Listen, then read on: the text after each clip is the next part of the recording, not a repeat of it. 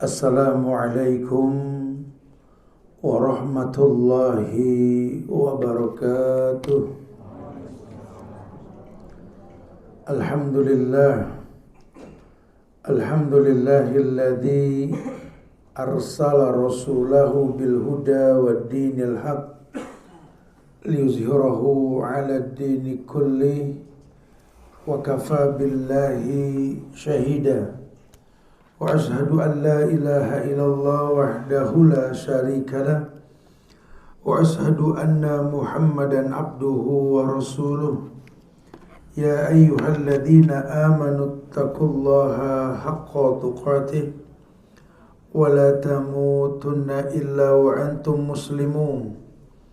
Ya ayyuhan nasu taqu rabbakumul ladzi khalaqakum min nafsin wahidah wa khalaqa minha zawjaha wa basa minhuma rijalan katsiran wa nisaa'a wattaqullaha alladzi tasaaluna bihi wal arham innallaha kana 'alaikum raqiba.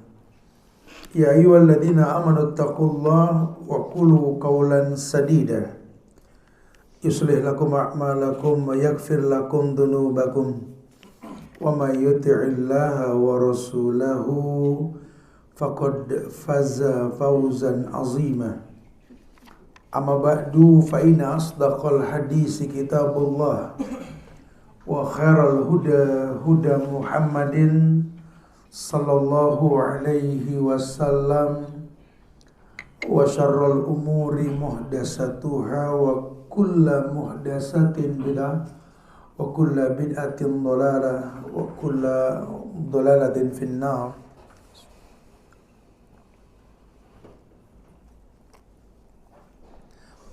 Ma'asyiral muslimin wal muslimat, sidang majelis kajian teman tauhid di Mushola An-Nafi Serenia yang semoga Allah selalu berikan keberkahan dunia dan akhirat. Alhamdulillah, kita bersyukur pada Allah di pagi hari ini kembali Allah mudahkan kita untuk bisa berkumpul di tempat ini, meluruskan niat bahwa kita kumpul semata-mata ingin menuntut ilmu tentunya. Dan kita berharap mudah-mudahan dengan ilmu ini Allah berikan kebaikan yang banyak dalam hidup kita insyaallah. Usikum wa nafsi bitaqwallah. Diri ini berwasiat untuk selalu meningkatkan ketakwaan kita kepada Allah. Karena orang yang bertakwa itu orang yang bisa bertawakal kepada Allah. Dan orang yang bertawakal itu akan mendapatkan kebaikan yang banyak sekali. Baik tawakal menjadi penyebab terwujudnya iman dalam diri seseorang, atau mungkin kayaknya jangan depan pintu Pak Fadl sini Pak sebentar supaya nggak ganggu yang lain. Fadl. Ya, orang yang bertawakal itu orang yang bisa mewujudkan iman. Karena pada setiap kebaikan yang kita gugurkan mesti iman yang dikedepankan. Ya, dalam semua hal. Ya, sehingga nanti akan menghasilkan sesuatu yang baik lah. Kita ini akan mengkaji bahasan tentang my dad, my hero. Ya, ayahku adalah pahlawan, superhero lah buat kita ini. Tentu bukan cuma kata-kata bijak yang dilontarkan oleh segelintir orang yang kangen sama ayahnya, bukan. Tapi your dad is your hero tuh banget. Harusnya memang begitu. Jangan sampai anak kita malah kenal Kapten Amerika atau Robin Hood sang jago panah, atau mungkin siapa Lone Ranger yang mengendari kuda sendiri gitu. Atau jangan-jangan apalah Batman, Spiderman, siluman-siluman kampret dan kawa-kawa atau begitu. Ya, ini hayalan-hayalan yang dimasukkan ke benak anak kita seakan-akan mereka tuh hero gitu lah. Allah. Your dad is your hero. Ayahmu itu pahlawan untukmu. Ada apa sih dengan ayah gitu ya. Sehingga kita laki-laki juga jangan kaleng-kaleng, karena memang dalam agama kita ini kullukum ra'in wa kullukum mas'ulun an ra'iyati. Setiap kalian ini pemimpin. dan akan ditanya tentang kepemimpinan kalian. Warrajulu ra'in fi baiti ahli. Dan lelaki itu memang pemimpin dalam rumah tangganya. Sehingga kelasnya anak kita ke depan tergantung kelasnya kita hari ini, Pak. Ya. Takdir telah tertulis. Tapi kan walaupun memang takdir nggak bisa dirubah, agama tawarkan kemungkinan bisa berubah takdir yang belum terjadi itu sebanyak dan setajam panah-panah doa yang menghujani langit. Allah tentukan takdir, kalau umpama takdir seperti langit yang telah baku gitu ya. Kemudian hujan turun dari langit tersebut, doa itu seperti anak panah yang dilemparkan ke atas langit. Nabi mengatakan, la yaruddul qada illa doa. Tidak ada yang bisa merubah takdir kecuali doa. Ya, kita bukan suruh komplain dengan takdir, tapi kita suruh mengerti kalau doa yang kita panjatkan itulah yang bakal bisa merubah takdir. Ya, takdir yang memang belum terjadi. Kalau takdir yang sifatnya kauniyah, kayaknya asiknya pada pindah sebagian kemarin jadi nggak ganggu, nggak fokus deh. Fadal. Masih banyak yang mau datang nanti. Ya, jadi betul-betul memang tahu kalau dalam agama kita ini ada sesuatu yang mungkin memang bisa dirubah. Doa lah yang merubahnya gitu. Karena kita pengen mengerti bahwa hukum asal kita tercipta ini untuk beribadah. Wa ma khalaqtul jinna wal insa illa liya'budun. Tidaklah kuciptakan jin dan manusia kecuali untuk beribadah. Tolong jangan rubah fungsi ini. Jangan merasa memiliki dunia sampai menomorduakan ibadah. Sehebat apa sih gawean kamu sampai kamu lupa Tuhan panggil kamu itu? Sehebat apa sih kerjaan kamu sampai kamu lupa gak baca Quran hari ini? Sesibuk apa sih kamu sampai gak sempat ngaji gitu loh? Saya kadang-kadang lihat orang-orang hari gini nih, ya coba sih takziah ke orang yang meninggal tuh gitu. Atau sekali-kali mandiin mayit teman kamu yang keren tuh, yang olahraga terus tuh. Waktunya mati mah mati, karena mati nggak nunggu tua, nggak muda, nggak kecil, nggak besar, nggak sehat, nggak sakit. Kullu nafsin dha'iqatul maut. Setiap yang bernyawa pasti mati. Dan selama memang belum Allah wafatkan mereka, buat kita lihat kesempatan. Orang tua melihat masih punya anak, ini kesempatan buat mendidik. Mendidik anak itu pintu surga. Anak lihat orang tua masih hidup tuh kesempatan. Apa baktimu sama orang tua adalah kemuliaanmu di akhirat nanti. Tolong jadi orang yang bijak. Jangan dunia membuat kita terkecoh. Cuma gara-gara urusan dunia, banting tulang berangkat pagi, balangkang sayur pulang malam bareng kampret, tiap hari kita kerja. Urusan wisata kuliner, urusan mencocokkan pakaian yang kita mau pakai, sampai lupa kau tercipta untuk beribadah. Urusan nungguin laki, curiga sama laki, apa nggak ngaji-ngaji, lu pasti berpisah gitu. Mau gerandang-gerendeng dulu. Ini kita lupa fitrah. Kadang-kadang kita lupa fungsi hidup kita. Nah kalau kita sudah paham asik. My dad is my hero. Ayahku adalah pahlawanku, superhero dalam hidupku. Ingat, wahai ayah, buatlah anak-anakmu berkata itu. Ketika dia sudah makin besar, makin dewasa, dia tahu. Bahkan mungkin satu waktu nanti ketika dia sudah nggak ada lagi di hadapan mata ini anak, ayahnya sudah nggak ada. Kita orang laki kan kadang-kadang sama ayah suka banyak nggak cocoknya ya. Ya karena kan fitrahnya orang laki melindungi mamahnya. Ya karena perempuan itu kan terjaga, terlindungi, terfasilitasi buat melayani lah. Kita laki-laki punya insting itulah untuk melindungi. Makanya anak laki dekat sama mamanya, anak perempuan dekat sama papanya. Itu sudah fitrahnya begitu. Tapi ya jangan lupa Allah tidak pernah membedakan ayah ibu. Kalau hadis Nabi memang menjelaskan ketika ada sahabat bertanya, ya Rasulullah, siapakah manusia yang paling berhak untuk mendapatkan bakti dariku? Kata Rasul, ibumu. Siapa lagi ya Rasul? ibumu. Siapa lagi? Ibumu. Terus ayahmu. Itu bukan terus kita membagi bakti kita ibu lebih banyak, ayah lebih sedikit. Bukan. Salah paham gitu. Karena di Quran bahasa Tuhan itu semuanya wabil walidaini ihsan. Tuhan pakai bahasa wabil walidaini, kepada kedua orang tua berbuat baiklah, ihsan. Baiknya ihsan loh, bukan khair, bukan tayyib, bukan tamam. Tapi lebih kepada ihsan. Ihsan itu kau beribadah seakan-akan kau melihat Allah. Kalaupun kau tak melihat Allah, Allah melihat dirimu. Maknanya kalau bicara berbuat baik sama orang tua, tidak ada orang tua berbuat baiklah. Nampak di hadapan mata kita, cium tangannya, cium keningnya, rasakan wangi kulitnya. Kalaupun dia tidak ada, bukan berarti kau lupa. Nah, di badanmu ada air susu ibumu. Bukan kau lupa, nah di belakang namamu ada nama ayahmu. Berbuat baiklah. Nah. Kau bisa bersembunyi ketika berbuat kemaksiatan, orang tidak melihat yang kau lakukan. Tapi ingat, nah, ingat. Nah. Kalau Tuhan tak bisa kau dustai. Maka bukan nasiyan. Tuhan kamu nggak pernah lupa apa yang pernah kau perbuat.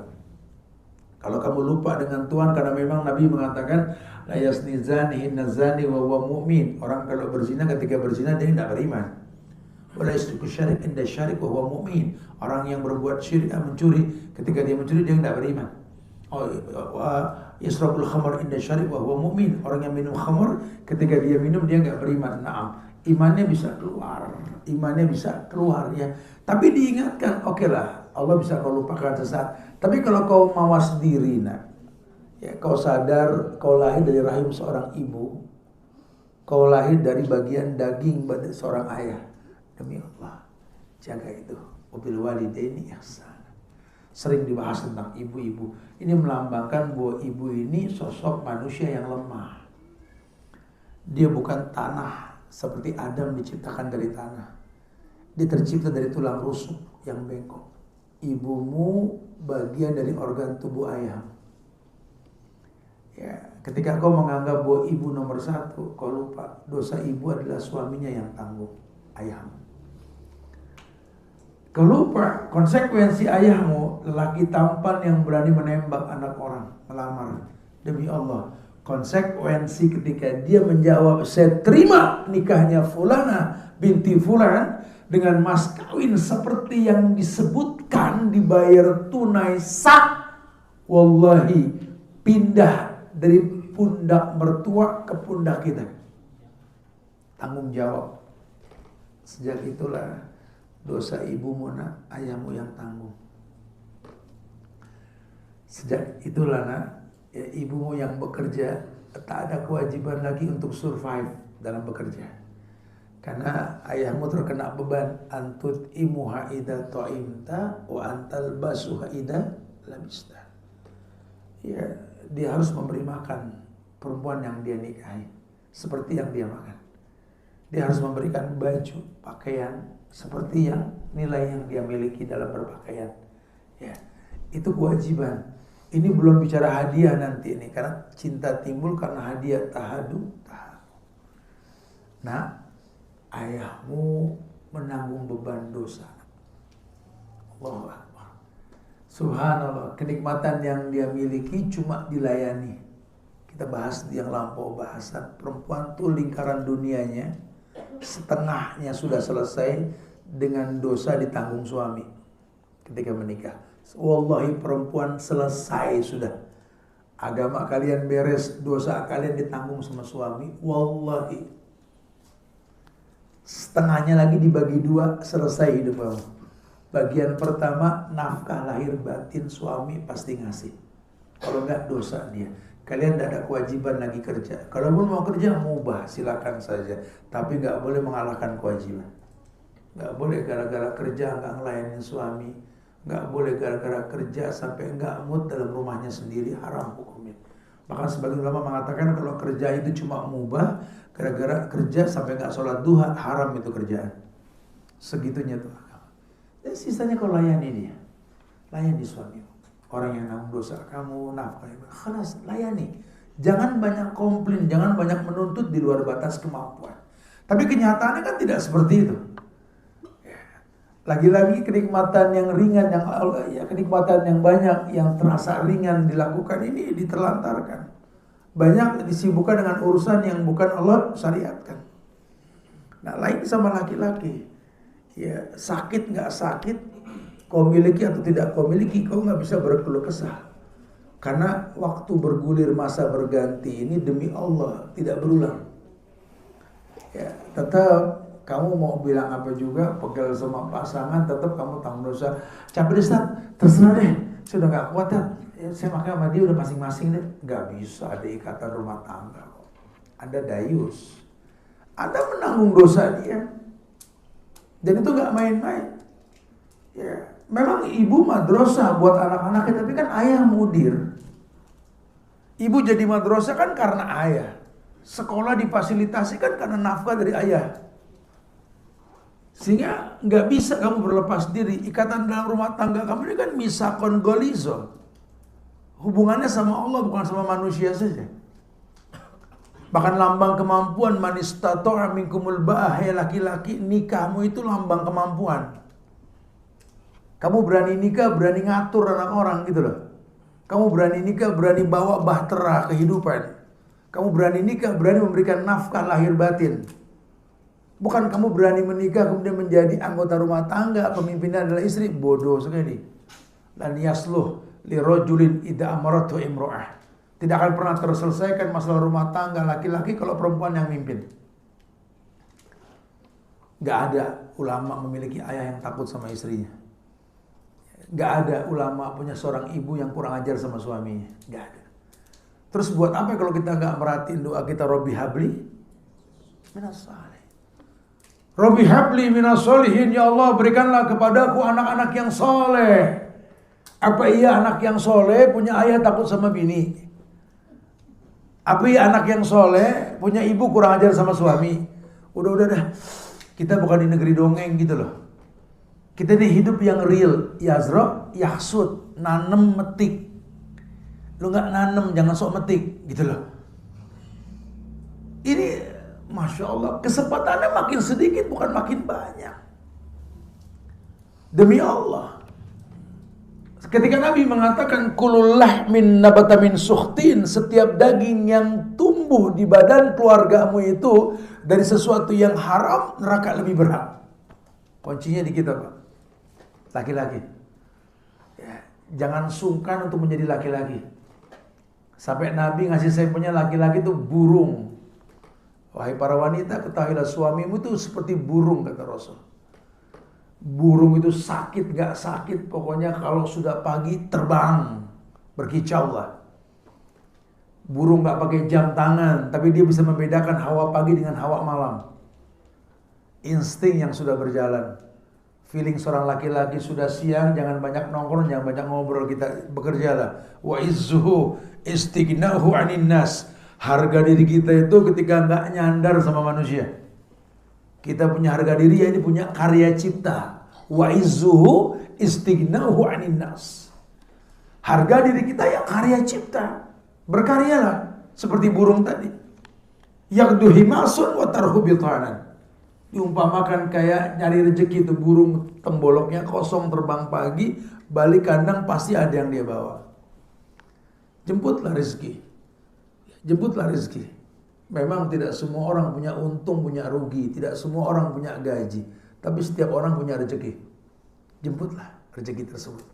Sejak pagi sudah didoakan sama Nabi, Allahumma barik li ummati fi bukuriha. Berikan berkah pada umatku di pagi hari. Wahai laki-laki, ingat dulu orang mendoakan kamu ketika kamu ijab qabul. Apa doanya? Barakallahu lak wa baraka alaik wa jama'a bainakuma fi khairin. Enggak ada doa pengantin lain yang Nabi ajarkan kecuali itu. Barakallahu lakal barokah ya ahi. Wa baraka alik, dilimpahkan berkah atasmu. Wa jama'a bainakuma fi khairin, Allah kumpulkan kalian dalam kebaikan. Kebaikan apa? Tujuan rumah tangga, memperbanyak umat. Umat yang mana? Jumlah anak yang banyak, kesian yang gak punya anak. Kesian yang anaknya dikit. Jumlah umat yang banyak itu lelaki menikah menjadi suami yang baik. Perempuan menikah menjadi istri yang baik. Suami istri baik, anaknya baik. Orang tua senang melihat anak nikah jadi baik, besan juga senang, semuanya baik. Target nikahnya itu. Tentu yang baik datang dengan cara yang baik. Ada rukun dan syarat nikah nanti yang gak main-main sampai Allah bilang, iyakunu fuqara yughnihimullahu min fadli. Malaikat, kalau ini yang nikah memang orang belum punya modal, belum punya dana, kalaupun betul cara nikahnya, Allah perkaya dia dengan keutamaan. Tidak sedikit orang pas sudah nikah lebih sukses ketimbang sebelum nikah. Karena cara nikahnya betul, misinya betul. Ya, nikahnya bukan sandiwara yang dipertontonkan di sosial media.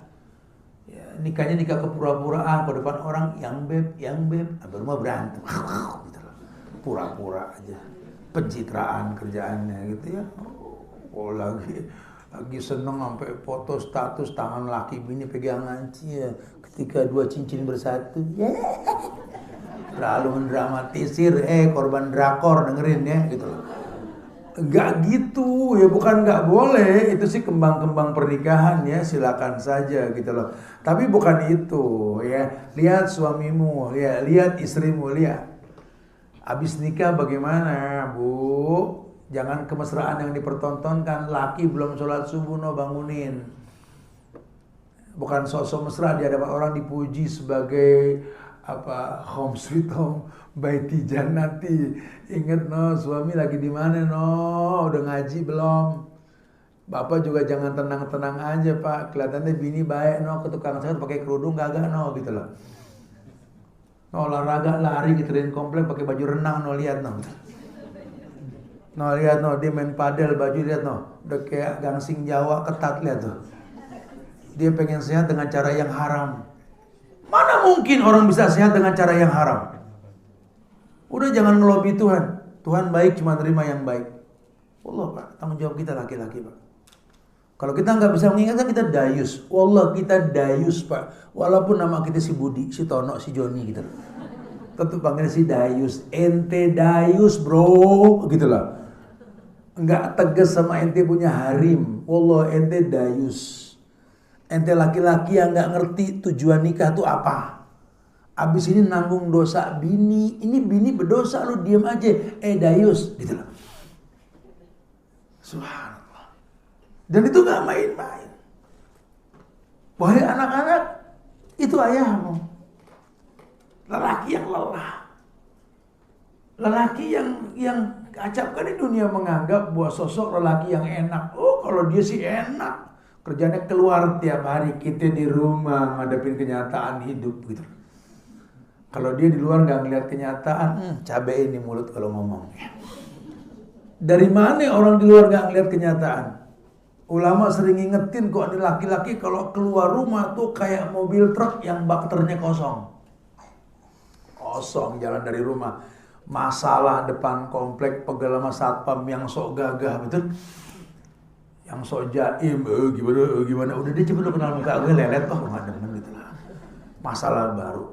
Belum lagi depan pintu komplek masuk ke jalur utama, innalillah. Kita ketemu sama polisi cepet, ini polisi yang kuliah mana nih? Dan lainnya. Subhanallah, tuh kan, lama nggak muat. Pindah coba pindah dulu, kita pindah dulu. Kasih jalan. Tawassi' dalam menuntut ilmu tuh penting banget. Ya, fadhol pak, dek, bro, ayo bro, fadhol geser. Coba jadi nggak ganggu orang masuk, itu pintu masuk bro, panitia, aduh please tolong ya, subhanallah ya. Jadi betul-betul memang kita ini diingatkan, ya depan komplek kita begal sama polisi cepet. Ini polisi yang kuliahnya mana nih? 6:30 rajinan polisi yang nggak kuliah ketimbang yang kuliah, macet, yang diduluin yang ngasih duit. Oh, PR hidup betul. Ya sampai di kantor ngadepin teman-teman yang aduh lo lagi betul. Sebentar lagi masalah. Oh tuh bakter kita penuh dengan sampah. Dan kita butuh curahan untuk mencurahkan sampah tersebut. Makanya kan kita pernah bahas ya di teman tauhid, kalau perempuan itu kan libas baju, ya. Kalau perempuan itu kan harsun ladang. Perempuan madrasah mir'ah cermin. Ingat itu yang kita bahas ya. Ya, yang kedua, harsun ladang. Di sini lelaki butuh tempat mencurahkan kelelahan dia tadi. Yang Anda bilang nggak ada masalah. Anda sudah terbiasa sekian tahun yang Anda lihat anak bandel, hordeng, nako, mbak. Betul. Ini tiap hari berganti masalah, tumpukan masalah. Dia lelaki yang lelah. Ya, kalau dia betul-betul the real man, dia akan pergi karena tanggung jawab, pulang karena cinta. Sudahlah, wahai wanita yang kumiliki, wahai istri yang kucintai, kamu nggak perlu tahu kami lelaki menangis di luar. Sudahlah, kami juga makhluk yang menikah tuh pengen bahagia dekat dengan anak. Kamu harus tahu, saya juga kangen dengan aroma kepala bayi kita yang bau baby oil itu lah. Ya Allah, aku cuma pengen dekat sama gadis cantikku yang pernah aku kepang rambutnya, yang pernah aku mainkan poninya. Ya, aku cuma dengar si cantikku sudah mulai bisa berjalan, si cantikku sudah mulai bisa main-mainan. Gak berasa kesibukanku di luar untuk kalian, membuat lupa waktu, masa berganti, waktu pun bergulir. Anakku sudah mulai dewasa. Yang laki sudah mulai pecah suaranya. Kumis halus di pojokan mulut mulai kelihatan. Mulai balik, bulu ketek mulai numbuh. Betul. Ini yang gadis pun sudah mulai agak sedikit galak, jayu, mereka menjelang haid. Aduh, Masya Allah. Ya, dipeluk pun sudah nggak nyaman dengan papanya. Padahal dia nggak tahu, buat laki-laki anak perempuan segalanya. Subhanallah, wallahi. Udah nggak bisa dipeluk. Sebentar lagi ada lelaki datang melamar dia. Allahu Akbar. Kita ayah suruh rela dibawa anak gadis yang kita cintai oleh laki-laki yang kita nggak kenal. Allahu Akbar. Subhanallah. Subhanallah. Ya. Ini kenyataan bukan tidak. Ya, demi Allah. Dan lelah yang kita rasa, kelelahan yang kita rasa, ini bukan sesuatu yang main-main. Karena kenyataan yang kita nggak bisa pungkiri. Ya. Jadi wajarlah kalau seandainya nanti kamu akan melihat ada sosok lelaki tua di hadapanmu yang kerut di keningnya nampak sudah. Mata tajam hitamnya sudah mulai bersepak putih. Muka yang gagah sudah mulai keriput di bagian pipinya. Gigi yang kuat pun mulai bergerak ketika dia bicara karena palsu sebagian. Urat di tangannya sudah mulai tampak. Lihatlah kuku di tangan dan kakinya coklat karena berbenturan dengan kerikil. Dialah orang yang selalu membuat kamu tidak nyaman ketika melihatnya. Karena terprovokasi oleh bisikan kiri kananmu tentang dia. Ayahmu begini, ayahmu begitu, demi Allah. Dia lelaki yang lelah. Dia lelaki yang tidak pernah berkata lelah di hadapan kalian. Dia lelaki yang siap capek buat kalian. Dia tulang punggung yang siap untuk dibebani oleh berat seberat apapun. Dia bukan tulang rusuk yang kesannya mirip dengan tulang punggung, sama-sama tulang. Tapi wallahi dia betul-betul tulang punggung yang siap dibebani. Lelaki yang mengerti bahwa hidup ini ujian. Lelaki yang mengerti bahwa hidup ini perpindahan dari satu ujian ke ujian yang bukan lelaki yang pelongo yang nggak ngerti hidup ini mau kemana. Bukan, lelaki yang paham. Lelaki yang tahu konsekuensi dia menikah adalah memimpin rumah tangga, memimpin bahteranya. Dia tahu konsekuensi menikah, dia betul-betul bertanggung jawab akan nafkah lahir batin keluarganya. Lelaki yang bak kuda coklat mengkilat di bagian kulitnya, kuda hitam yang meringkik di hati tengah-tengah gurun Sahara yang kering kerontang. Kuda yang hebat, yang siap ditunggangi oleh tunggangan seberat apapun. Dialah ayah. Jangan banyak komplain. Bukan Ustaz gak ngalamin sih punya ayah seperti aku, Ustaz. Ayahku tuh sama mamaku begini-begini, sama mamaku begitu-begitu. Ayahku tuh, aduh sama anaknya begini, ayahku tuh gini, ayahku tuh. Ya kalau kamu fokus ngelihat kekurangan, kapan kau tahu kelebihannya? Kalau kamu ngelihat sesuatu yang negatif, kapan kamu tahu ada positifnya? Ternyata di Mekah banyak WTS ya, pelacur tat. Kata orang bijak, gua ke Texas nggak ngeliat pelacur. Loh kok bisa begitu? Karena anak ke Texas nyari orang baik, bukan nyari pelacur gitu loh. Kalau di tempat baik ente ngeliat pelacur, ente datang memang pengen lihat pelacur, masalahnya itu. Sama-sama orang tua, kalau anda cari kesalahannya, dia manusia. Dia bukan malaikat yang tidak punya salah, dia makhluk yang punya syahwat. Suyina linnasi hubbus syahwat. Sportif lah. Kalau dia masalah dengan ibumu, begitu pula sebaliknya. Wallahi, itu urusan mereka, bukan urusan kita anaknya. Mereka ada bekas, kita nggak ada bekas dengan mereka. Sportif lah, jangan terprovokasi. Banyak kasus kalau sudah bercerai hidup, yang diprovokasi ini cenderung ayah. Ya memang kita akui kita nggak pandai memimpin. Dalam rumah tangga kerusakan tuh nggak sebelah, pasti dua-duanya. Loh saya nggak berbuat salah. Anda menginspirasi dia berbuat salah. Jangan bilang Anda nggak salah. Orang berhubungan pasti ada masalah. Cuma tinggal kebijakan kita menghadapi masalah. Jangan terprovokasi. Aduh Ustaz, kalau aku nih anak Rasul enak banget tante. Duh kalau aku anaknya Abu Bakar sahabat Rasul penghuni surga, ya Allah Ustaz, enak banget tante. Sabarnya orang. Kalau aku jadi anaknya Umar, gak ada yang berani kali gang sini tante. Umar, jangan gak ada preman, setan aja merat, betul. Oh anda jadi anaknya Utsman, anda gak punya utang, gak di udah pinjol kali tante, betul. Andai anak-anaknya Ali bin Abi Thalib, ya Rabb, Masya Allah, ya sekali ngomong orang pun kita paham karena pinternya Ali bin Abi Thalib. Cuma kan mau bilang apa Ustaz, dialah ayahku Ustaz. Dia adalah lelaki yang banyak kesalahannya. Jangankan orang lain ya, aku pun anaknya yang bodoh melihat kekurangan dia. Dialah ayahku. Lelaki yang sengke, teka, susah dibilangin. Badir. Maunya didengar, nggak mau didengar, nggak ngerti kalau hubungan dengan anak tuh dialog bukan monolog gitu lah. Dialah ayahku. Terus kita mau apain dia bro? Lah ya Rabb. Khairun nas anfa'uhum linnas. Bahwa sebaik-baik manusia itu yang paling bermanfaat buat manusia lainnya. Sehingga kalau kita berpikir mengambil manfaat, lelah, capek kita. Tapi kalau mindset kita cuma satu, bagaimana bermanfaat, ringan hidup.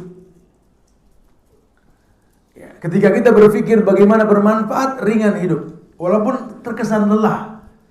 Bagaimana bermanfaat buat anak, bermanfaat buat keluarga, bermanfaat buat orang tua. Memang kalau kita bicara manfaat itu melelahkan, tapi mengasihkan. Ketika kita tuntut orang bermanfaat buat kita, lelah. Aduh, orang bawa ego masing-masing. Ya, itu kan lihat Sumatera kan hasil keegoan manusia tuh. Ya, nggak tahu dulu sekolahnya nggak belajar IPS kali ya. Belanda 350 tahun ngejajah Indonesia, nggak pernah ngayal bikin kota di tengah Sumatera. Karena dia tahu tuh patahan bumi. Nah, biarlah banyak hutan rimba yang menjaga itu semua. Kenapa? Ada tiang panjang menancap ke bumi ini. Para pahlawannya pun juga tahu itu. Bukan mereka nggak bisa, mereka orang-orang pinter, orang-orang Sumatera pinter-pinternya orang. Di Jakarta dibangun sama orang Sumatera. Betul. Presiden pertama, kedua, bahkan imigrasi dikirim. Udah jangan dihancurkan tapi dikelola. Ini belakangan ini banyak orang-orang ini betul-betul wallahi pejabat-pejabat jahat, pecundang kalian betul-betul. Ya. Buat urusan uang dan perut kalian dan manajemen perusahaan, kalian akan korbankan jutaan manusia di sana. Sekarang lihat, kalau sudah begini bagaimana? Ya, ini gara-gara orang-orang ego yang gak bisa dikasih masukan, orang-orang serakah. Terus kalau sudah punya duit triliunan mau apa? Mau panjang umur kalian? Nah, Allah.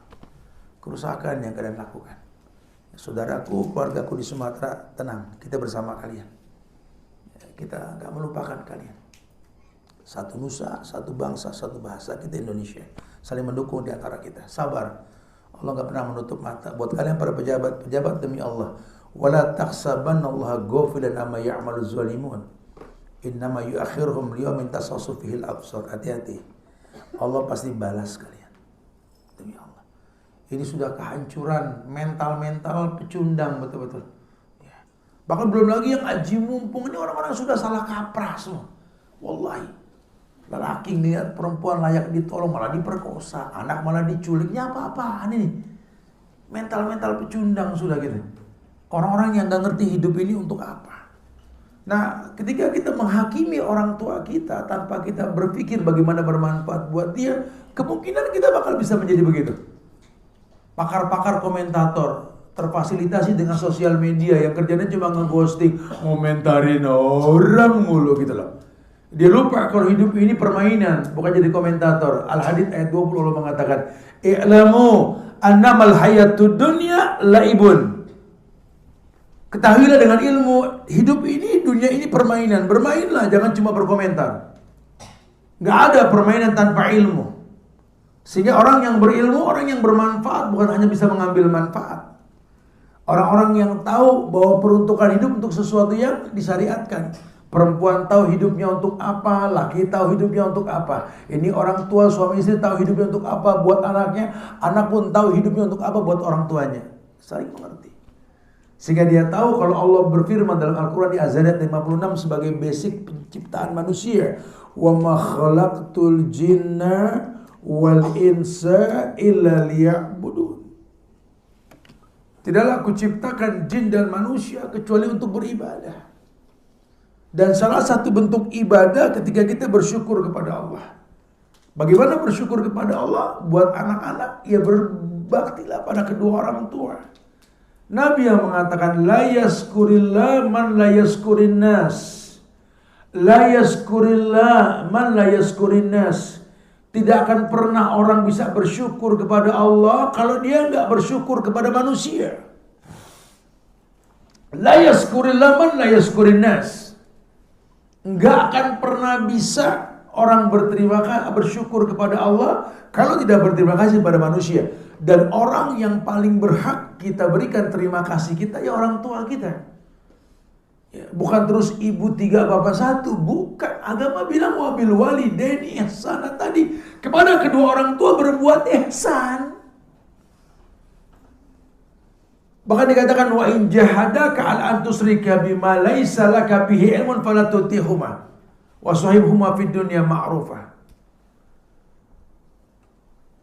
Transparan, berbuat baik sama mereka dua, bukan cuma sebelah.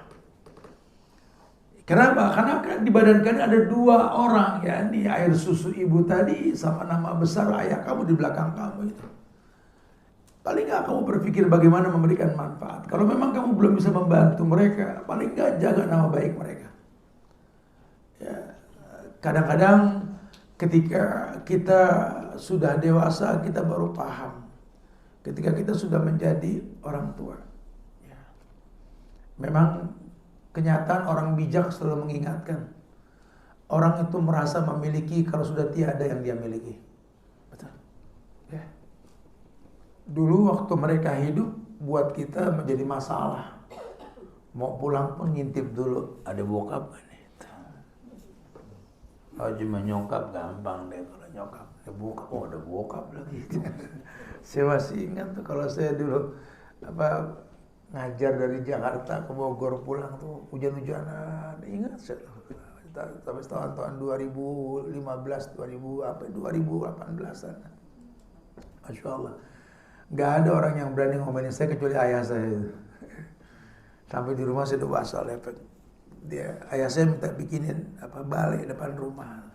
Berani kita kasih kamar nggak? Ya udah. Orang tua nggak bisa kita larang, kita buatkan lah. Yang nyaman buat dia nggak apa-apa. Terus kadang-kadang gak enak sama orang. Kenapa jadi balai sih Pak? Kayak kita nggak pasti. Cuma orang tua kelas. Jadi dia tahu kalau siapa yang datang dia tahu. Saya datang lepek pakai motor tuh.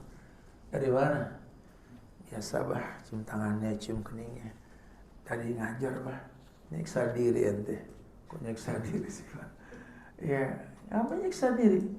Orang yang dengar ceramah ente lagi nyaman di balik selimut, ente lepek kayak gini. Jangan kayak lilin yang bakar diri sendiri. Allah Akbar bah. Perjuangan nggak kayak gitu. Nanti metik satu waktu, lah salah kalau kayak begitu. Wah, tiap balik ada aja tuh. Sehingga kalau mau masuk rumah, ada dia gak ya? Ya ketika dia sudah tiada, kita baru tahu. Saya tiap Jumat tuh saya ziarah ke makam ayah saya. Karena satu yayasan, jadi saya gampang datang. Dan saya pengen memang begitu. Saya berdiri di hadapan makam beliau ke kiblat sambil saya katakan Allahumma ighfirlah warhamhu dan seterusnya. Saya berkata kepada gundukan tanah tersebut, iya mah, baru berasa punya kamu ketika sudah nggak ada. Apa artinya uang yang saya kantongin kalau yang saya temui cuma gundukan tanah? Gak ada keuntungannya sama sekali. Pujian yang orang pujikan ke saya gak ada gunanya karena saya pengen dipuji sama orang tua. Kalau cuma orang beli mangga manis dirasa oleh mulut orang yang beli itu biasa. Tapi kalau senyum Pak Tani yang melihat buah mangga ranum di ranting pohon yang dia gak perlu makan, itu yang kita cari. Orang yang punya dana bisa beli mangga mahal. Tapi orang yang nanam mangga, ada beberapa mangga yang dia tanam di pohon itu tumbuh. Dia bilang sama anak-anaknya, jangan kau petik mangga ini sayang. Kenapa? Kan mateng dipetik gak? Mama beliin, mahal pun mama beliin. Mama lagi seneng ngeliat ini mangga ini berbuah. Orang tua tuh begitu melihat anaknya. Bukan dia merasakan, orang tua gak butuh mendapatkan nafkah dari kita. Dan dia gak butuh, walaupun ada kewajiban kita memberi nafkah. Pada akhirnya dia berkata, enggak, kamu lebih penting, lebih berhak untuk menikmati. Bukan, Ma, aku kan pohon yang kamu tanam, bukan ayah. Aku kan pohon yang kau tanam. Sekarang aku sudah berkembang, aku sudah berbuah. Apalah gunanya pohon yang berbuah tak dirasa oleh orang yang nanam? Kecuali kalau yang nanam gak tahu main tanam aja. Tentu kalian punya harapan dong. Cobalah, yang masih punya orang tua, pegang tangan orang tua, tatap wajahnya, tanya, ayah, ibu, sebenarnya apa sih yang kau inginkan dariku? Sekali-kali. Karena nanti kalau pusara yang kita temuin tidak bisa kita bicara lagi. Kita orang laki demi Allah, kalau masih punya orang tua, wallahi buka usaha yang banyak. Berpaterlah dalam usaha kalian. Minta ridhonya Allah. Dan ridhonya Allah di ridho orang tua. Kita masih punya orang tua, minta ridho orang tua. Gak ada buat lelaki yang diridhoi sama orang tuanya akan mengatakan gunung tinggi tak bisa kudaki. Tidak ada. Setinggi apapun gunung bisa kita daki kalau ridhonya Allah, diridho orang tua yang kita miliki. Gak ada lautan luas yang terhampar tak bisa kita seberangi. Gak ada bumi yang luas tak bisa kita pijak. Bisa, insya Allah. Ya, ini mesti optimis kita, karena kita cuma butuh ridhonya Allah. Dan ridhonya Allah ada di ridho orang tua. Ya. Ibu melahirkan, membesarkan, menyusui. Tapi ayah kita, ya Allah, dia bergaul dengan maut setiap hari. Kasih ibu memang sepanjang masa. Tapi demi Allah, kasih ayah sepanjang jalan. Dia bersahabat dengan kerusakan dalam dirinya. Dia bukan orang yang tidak bisa menangis. Cuma dia gak mau menangis di hadapan anak-anaknya. Karena anak-anaknya terlanjur mengatakan, my dad is my hero. Ayahku adalah superhero untukku. Ayahku adalah jagoan dalam tontonan film kartun yang aku tonton, yang membahagiakan aku ketika datang saat musuh sedang menguasai lingkungan. Spiderman datang, Superman datang, Batman dia. My dad is him. Dialah ayahku. Itulah ayahku. Ketika aku lagi lelah, dia memang lelaki yang gak pandai berdrama, berkata-kata seperti ibuku yang mendayu-dayu dalam bersair. Dia cuma mengatakan, kenapa loh? Anak laki cengeng, bangkit. Jatuh pak. Bangun jauh dari perut. Luka lutut kok lemah kamu. Laki itu pincangnya saja punya hasil. Bangkit. Kau laki-laki. Kau itu emas. Laki-laki itu emas. Jatuhnya orang berebut. Naik harga dipegang sama orang. Emas. Bergaul dengan semua logam. Emas tak pernah berubah menjadi tembaga. Ayah kita gak bilang begitu. Cuma wujudnya itu membuat kita berkata seperti itu. Wallahi, ayah, kamu paham. Punya mental kita. Wallah kita punya mental. Ya, ketika kita lemah kita ingat dulu ada orang tua yang lemah, yang berani banting tulang untuk kita. Sekarang kita kuat, keker. Kenapa kita gak sekuat dia? Dulu sendal jepit lili yang dia punya, ya Rabb subhanallah, dia berjalan kemanapun dengan keringat yang dia keluarkan. Dia beli tanah yang luas, dia buatkan rumah. Dia punya kendaraan Vespa yang dia miliki, itu Vespa dipakai untuk mencari nafkah buat keluarganya. Allahu Akbar. Sekarang sepatu mewah yang kita punya dengan sekian merek yang ada, wallahi kita gak selincah mereka. Bangkainya mereka memberikan waris kepada kita. Vespa yang dulu dia pakai untuk keliling dunia mencari nafkah buat anaknya, sekarang jadi warisan oleh anak cucunya. Yang dipakai cuma mejeng di pojokan mall. Kelas kita bukan kelas mereka. Wallahi, kelas kita bukan kelas mereka. Dalam keterbatasan mereka menghasilkan kemaksimalan. Mereka manusia yang tak bertitel. Dunia tak mengakui pendidikan yang pernah mereka jalani. Tapi lihat hasilnya. Kita cuma repot dengan titel di depan nama, belakang nama kita. Bahkan sampai mereka meninggal pun kita nggak berpikir bagaimana mengumrohkan mereka. Bahkan sampai mereka meninggal pun kita nggak menghajikan mereka. Bila kita mampu. Berapa banyak nafkah yang kau berikan kepada mereka? Jangan-jangan kau tipe orang yang kalau orang tua minta kau marah. Allahu Akbar. Bagaimana kita mau sukses? Ya, ayo. Katakan dengan tegas, buah ayahku adalah pahlawan untukku. Nah, bagaimana Ustadz bisa mencetak generasi yang memahami itu, Ustadz? Maka seorang laki-laki yang akan menjadi hero, mengawali berbagai hal dalam rumah tangga yang dia pimpin. Kita nggak bisa bilang, nah mulai sekarang kau katakan ayahmu ini hero, nah. Nggak begitu ayah. Biarlah kata-kata itu terucap. Ketika nanti ayah berbalik, berjalan membelakangi anak akan berkata, my papa is my hero. Nah, apa yang kau butuhkan? Ingat, takutlah kepada Allah. Sholat 5 waktu ya. Apa yang kau butuhkan kau berikan. Jalan. Ya Allah, my dad is my hero. Kalau bisa kayak gitu, Masya Allah. Caranya bagaimana? Ulama ajarkan yang pertama. Ayo laki-laki. Wallahi yang pertama, kita punya rumah. Agar para wanita tahu, dalam hidup laki-laki ada 3 yang dia banggakan. Dan tolong jangan rusak 3 hal tersebut. Yang pertama, buat laki-laki ibu segalanya. Jangan pernah kau sakiti ibu seorang laki-laki sampai kapanpun. Wallahi, jangan pernah kau sakiti ibu seorang laki-laki. Ingat para wanita. Ya.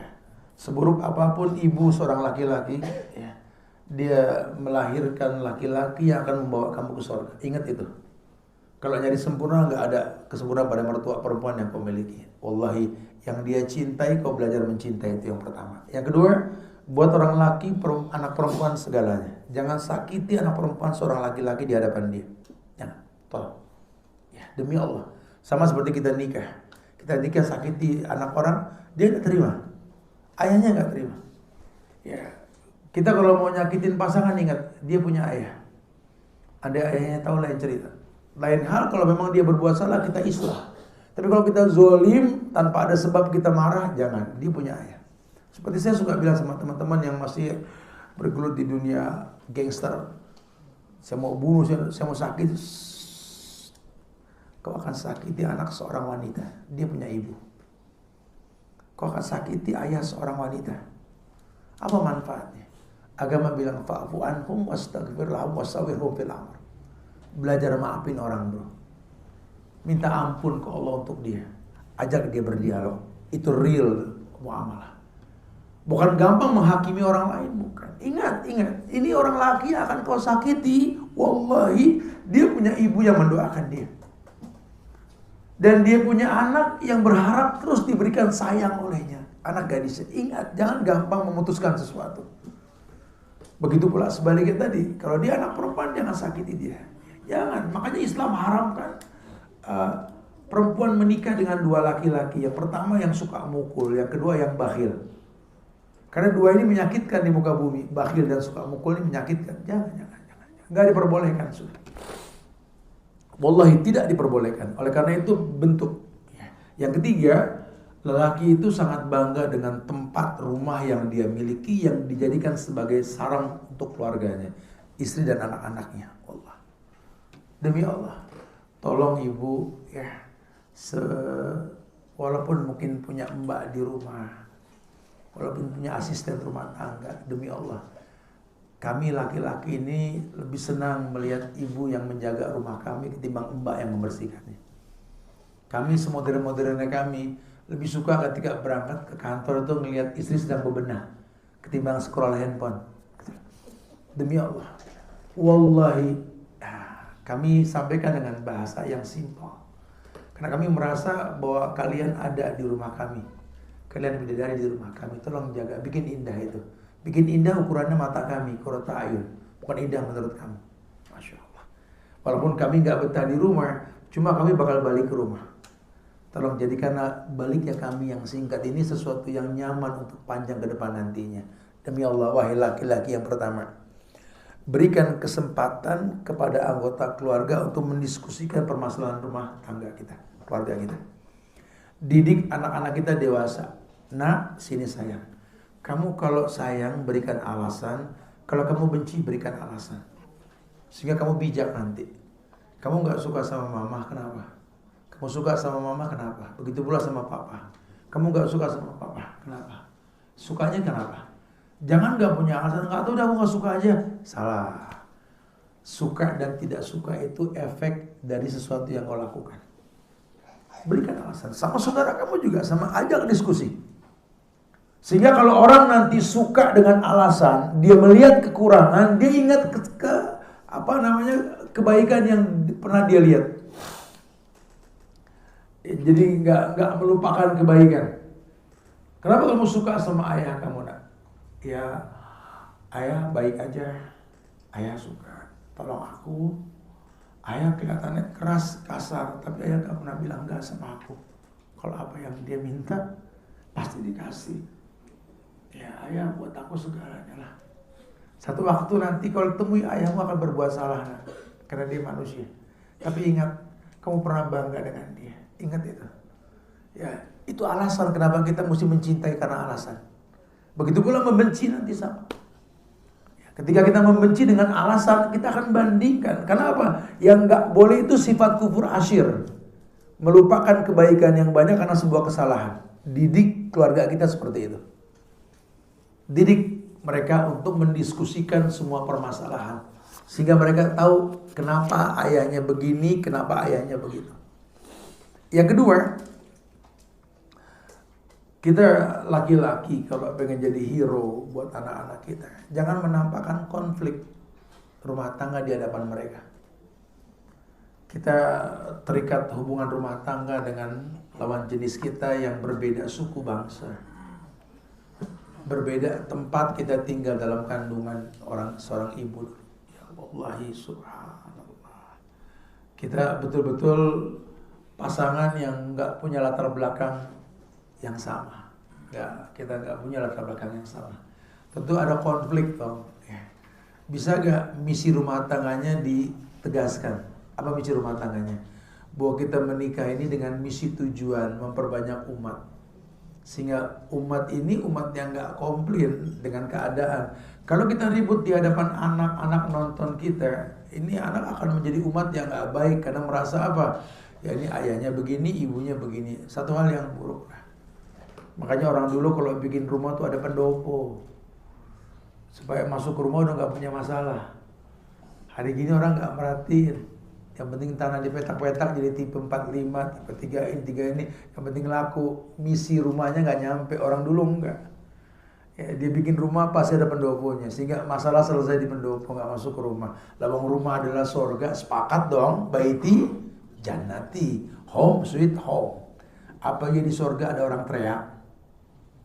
Apa yang di surga ada orang nangis? Di surga ada orang ribut. Udah jangan ngimpi home sweet home berantem mulu. Baiti jannati ribut mulu. Healing pengen refreshing katanya. Pintu kulkas jadi saksi tempat healing kita tuh. Ada singa muntah, ada gedong miring, ada kitiran Belanda, betul. Tapi isinya keributan. Ini pencitraan semua ini. korban sandiwara nih yang kayak begini. Tolong kalau memang paham, jangan pertontonkan konflik. Anak kita nih melihat, mendengar, dia akan meniru nantinya. Bagaimana cara menaklukkan ayah, dia lihat cara mama membentak. Oh begitu ya, ayah diam kok dibentak begitu. Itu anak kita bakal membentak mirip dengan bentakan anak ibu tadi. Bagaimana cara bikin mama nangis? Oke. Oh gitu cara ayah. Nggak nutup kemungkinan mereka melihat. Anak kita duplikator bro, peniru yang paling hebat. Wallahi Anda biasakan anak, mama papa minjem handphone dong pak, kita kasih ngelempar nih, makasih pak. Besok pak pakai lagi dong, nih, makasih pak. Sekali-kali tanya, pinjam handphone kamu dong, dia pasti ngelempar dengan lemparan yang sama. Karena anak duplikator, peniru yang paling dahsyat. Subhanallah, hati-hati, jangan tampakkan konflik di hadapan anak. Jangan demi Allah jangan. Sampai-sampai kalaupun kita nanti ribut sama kakak dari anak-anak kita, saya sampaikan beberapa kali kajian itu, kalau kita mau ngomong sama kakak, ya adik keluar dulu. Adik keluar dulu sayangnya. Mama ada perlu sama kakak, papa ada perlu ya. Tolong, bukan nanti. Nah, tutup pintunya. Omelin tuh kakak jangan depan adik. Karena biar bagaimana kakak punya harga diri di hadapan adiknya. Ya, jangan pernah sakiti seorang abang di hadapan adiknya. Nanti adik gak respect sama kakaknya. Kita yang pegal nanti. Kalau kita meninggal kan abang yang bakal didik adiknya, betul? Jaga perasaan. Walaupun nanti banyak adik yang sukses karena hasil bulian abang.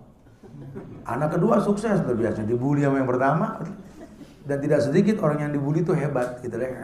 Tapi ya sudahlah, Allah akui. Allah lebih percaya sama si kakak untuk lahir duluan. Tolong hargai itu. Terima kasih Allah. Mendahulukan dia untuk dilahirkan. Jangan jatuhkan diri seorang kakak di hadapan adiknya. Teknik.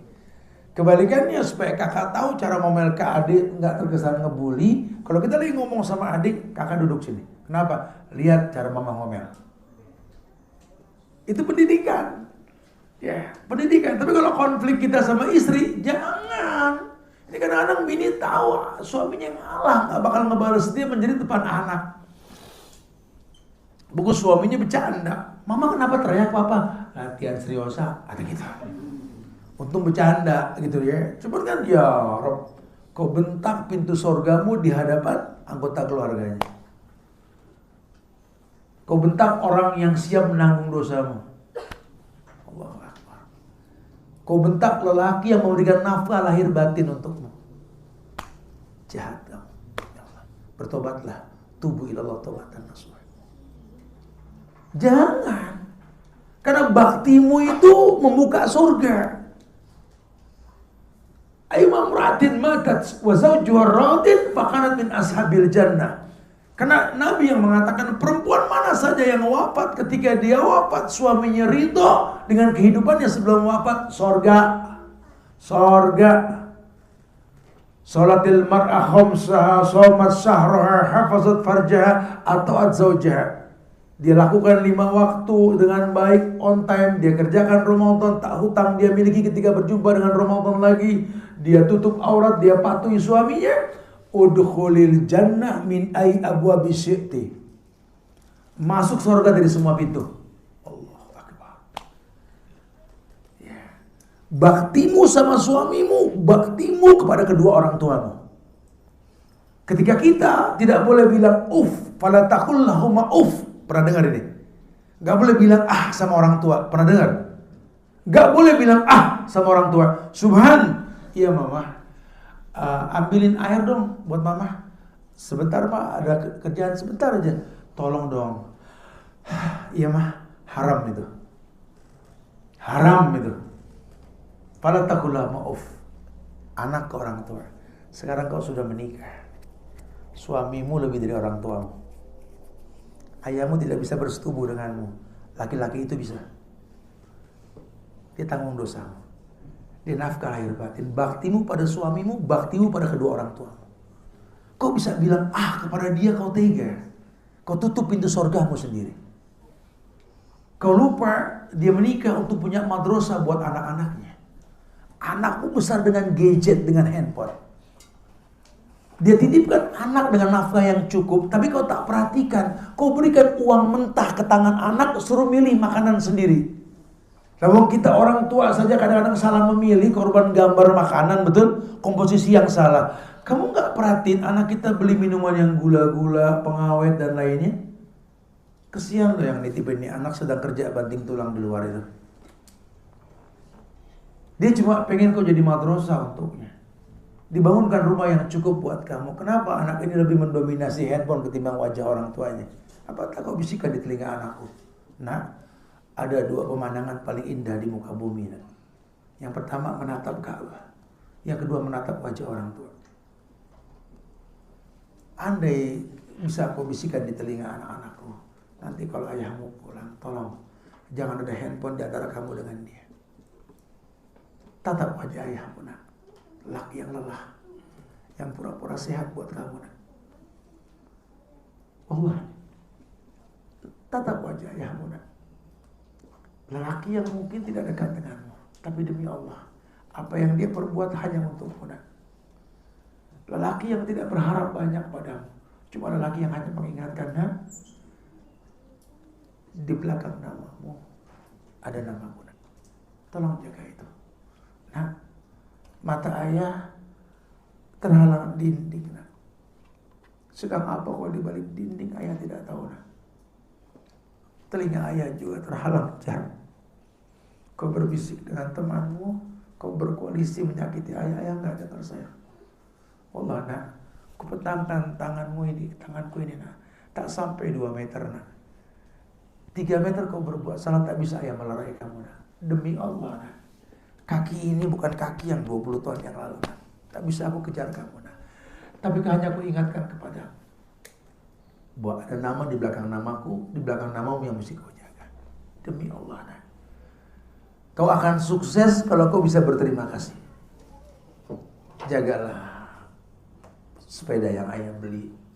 Jagalah sepatu yang ayah beli. Jangan diinjak belakangnya, nak. Jagalah buku yang ayah belikan untukmu, nak. Tolong, nak. Itu bentuk syukurmu, nak. Dan itu kita pengen madrasah yang ngajarin itu, gitu loh. Tolonglah kau bangunkan anak-anakku di pagi hari lah. Kan keberkahan hanya di pagi hari. Masya Allah. Ini harapan. Dan ini memang arahan dalam agama kita untuk seperti itu. Sehingga kalaupun kita mengingatkan nanti lillah karena Allah. Bukan karena keegoan kita. Bukan rumah tangga tujuannya itu. Aku nggak melarang kamu lari pagi, jalan pagi, olahraga silakan. Tapi demi Allah, kewajibanmu menjaga anak-anakku. Bukan membaguskan bodimu yang kau berikan untukku. Mending untuk yang lain nantinya. Fitnah timbulnya. Subhanallah. Kemudian, biasakan dalam rumah tangga ini, kita semampu mungkin, walaupun sulit kita merasakan, lama-lama di rumah. Kalau orang ulama bilang secara bijak, semampu mungkin kalau masih dalam kota, kamu sesibuk apapun pulang ke rumah. Lain kalau kamu di luar kota, hukum safar berlaku. Tapi kalau kamu masih dalam kota sibuk, udah pulang ke rumah. Itu pendidikan buat anak-anak kita. Mau sesibuk apapun ayah, kalau dari kantor pasti pulang. Karena hukum asal burung pasti balik ke sangkarnya. Lain kalau kita di luar kota, karena nanti banyak juga orang-orang nih nggak pulang rumah, padahal dia nggak dalam kota masih bisa balik rumahmu surgamu itu. Jangan sampai nggak balik, supaya anak-anak tahu betapa berharganya rumah buat ayahnya. Ayahnya difasilitasi hotel bintang 5, ayahnya bos, cuma tetap, nah apalah artinya hotel bintang 5 tanpa melihat kamu di hadapanku, saya. Apa artinya fasilitas yang cukup yang ayah dapatkan kalau ayah gak mencium aroma tubuh kalian, sayang? Sini, ayah yang subhanallah. Bukan ayah gak bisa, ayah bisa, bukan tidak. Dulu kamu gak mengerti, nah. Ayah disuguhkan makanan enak, ayah minta bungkuskan 2 buat kalian. Ayah jaga itu makanan. Jangan sampai ada air hujan mengenai makanan tersebut, takut basi. Sampai di rumah kalian gak senggol tuh makanan. Gak mengapa, kalian belum tahu, nak. Nanti satu waktu ketika ayah sudah gak ada, kamu pasti tahu itu, nak. Betapa untuk kamu segalanya ayah maksimalkan. Subhanallah. Yang berikutnya kata ulama, Coba kamu yang memiliki rumah, teliti mengamati anggota keluarga. Ini si kakak sudah mulai gini, si ade sudah mulai begini, walaupun kita jarang di rumah.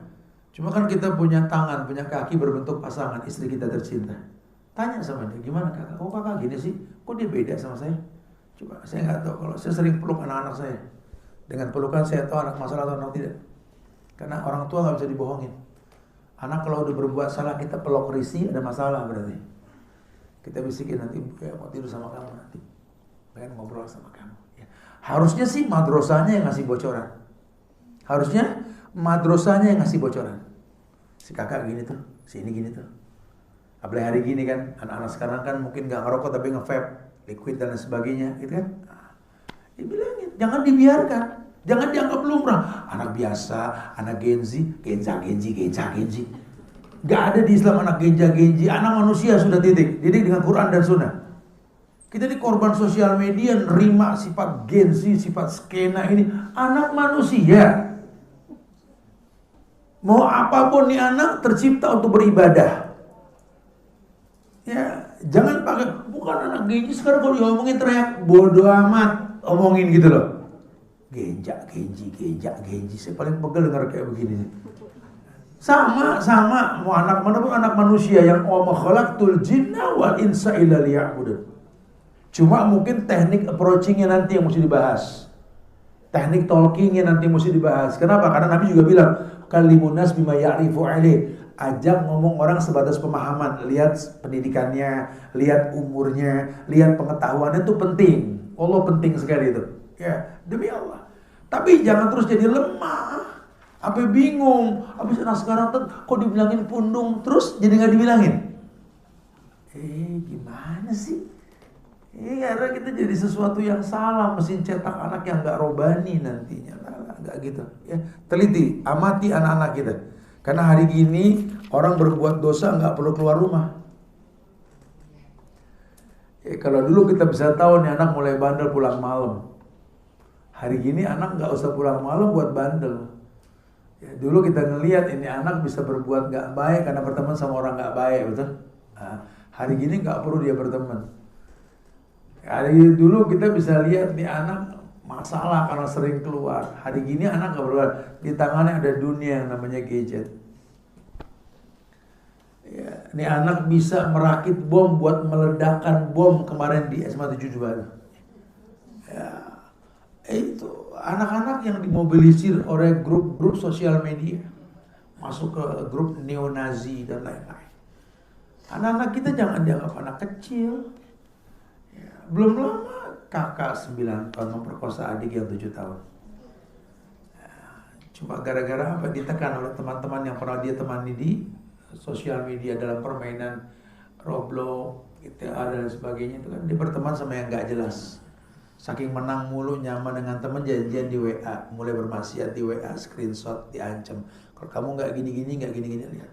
Ini yang ngomong ini polisi cyber langsung. Ustaz, ini kenyataan sih, stop. Bahkan banyak orang tua yang nggak tahu anaknya murtad melalui sosial media. Bahkan ada seorang ibu datang ke Ustadz Suhan langsung di Bogor, datang dengan pakaian syar'inya, ayahnya juga sudah syar'i, nangis terseduh-seduh karena anaknya baru memproklamirkan diri, aku LGBT mama. Aku belum sempat berbuat dengan sejenis, cuma aku meyakinkan LGBT itulah pilihan hidupku. Tidak sedikit anak diketahui dalam sosial media menjadi pelacur online. Saya jadi bingung, pelacur online itu apa sih? Dijelaskan. Ternyata dia bisa nyari duit 100.000 buka baju, tambah sekian buka ini. Allah, silakan transfer. Allahu Akbar. Katanya kau sayang sama anak. Katanya kau cinta sama anak. Jahat. Anda boncengin anak gak pakai helm, ente jatuh, selamat, anak mati, bodoh ente Pak. Masya Allah. Katanya sayang sama anak, ente gendong anak sambil ngerokok, perokok pasif. Katanya sayang sama anak, tapi di tangan anak Anda sosial media, handphone sampai dia merem. Radiasinya lain cerita, tapi efek buruk apa yang dia lihat. Anda diamkan anak tidak bangun pagi, jahat kalian, wallah orang tua jahat. Berkah itu adanya pagi. Kalian biarkan anak tidur pagi, nggak ada yang melek. Jahat kalian demi Allah. Kalian cetak generasi yang bakal ngancurin Indonesia. Kalian biarkan dia pilih minuman, makanan di supermarket tanpa dikontrol dalamnya. Masih muda sudah ngomongin merek sakit. Kalau masalah sudah subhanallah. Sehingga kita pulang dengan kelelahan dan kekecewaan, kita panggil anak-anak kita.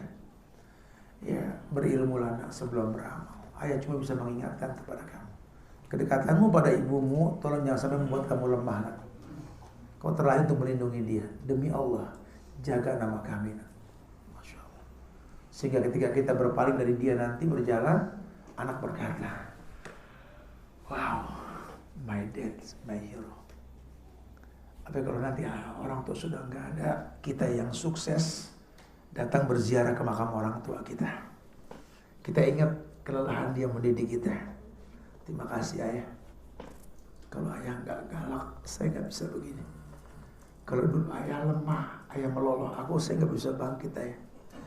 Ayah, di atas kuburanmu aku bisa berjanji dan bersaksi, you are my hero ayah. Kalau pahlawan untukku, subhanallah ya. Tapi jamaah, mudah-mudahan ini kita alami dan kita rasakan dan kita miliki kemuliaan tersebut insyaallah ya. Mumpung belum terlambat, kembalikan kepada misi dan visi dalam berumah tangga. Wallahu a'lam bishawab. Yuk kita berdialog, mungkin ada yang mau ditanyakan. Akhir da'wana alhamdulillahirabbil alamin.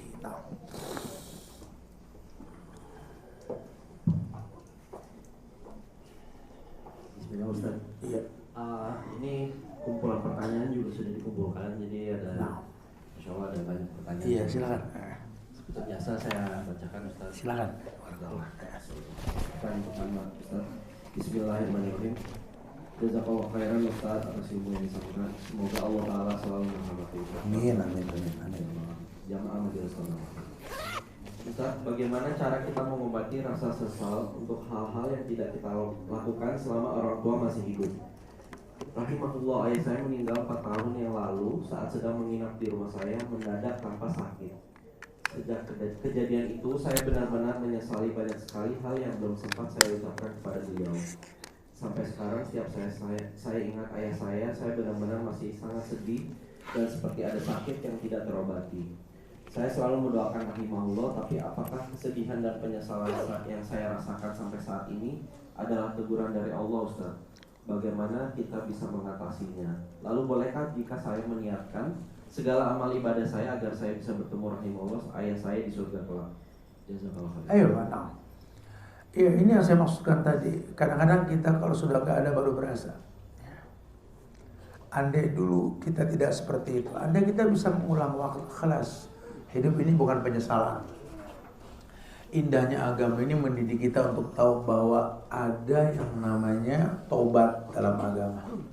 Ada yang namanya memohon ampun kepada Allah dalam agama. Maka bertobatlah, mohon ampunlah. Kita dengan orang tua ini nggak pernah memiliki bekas.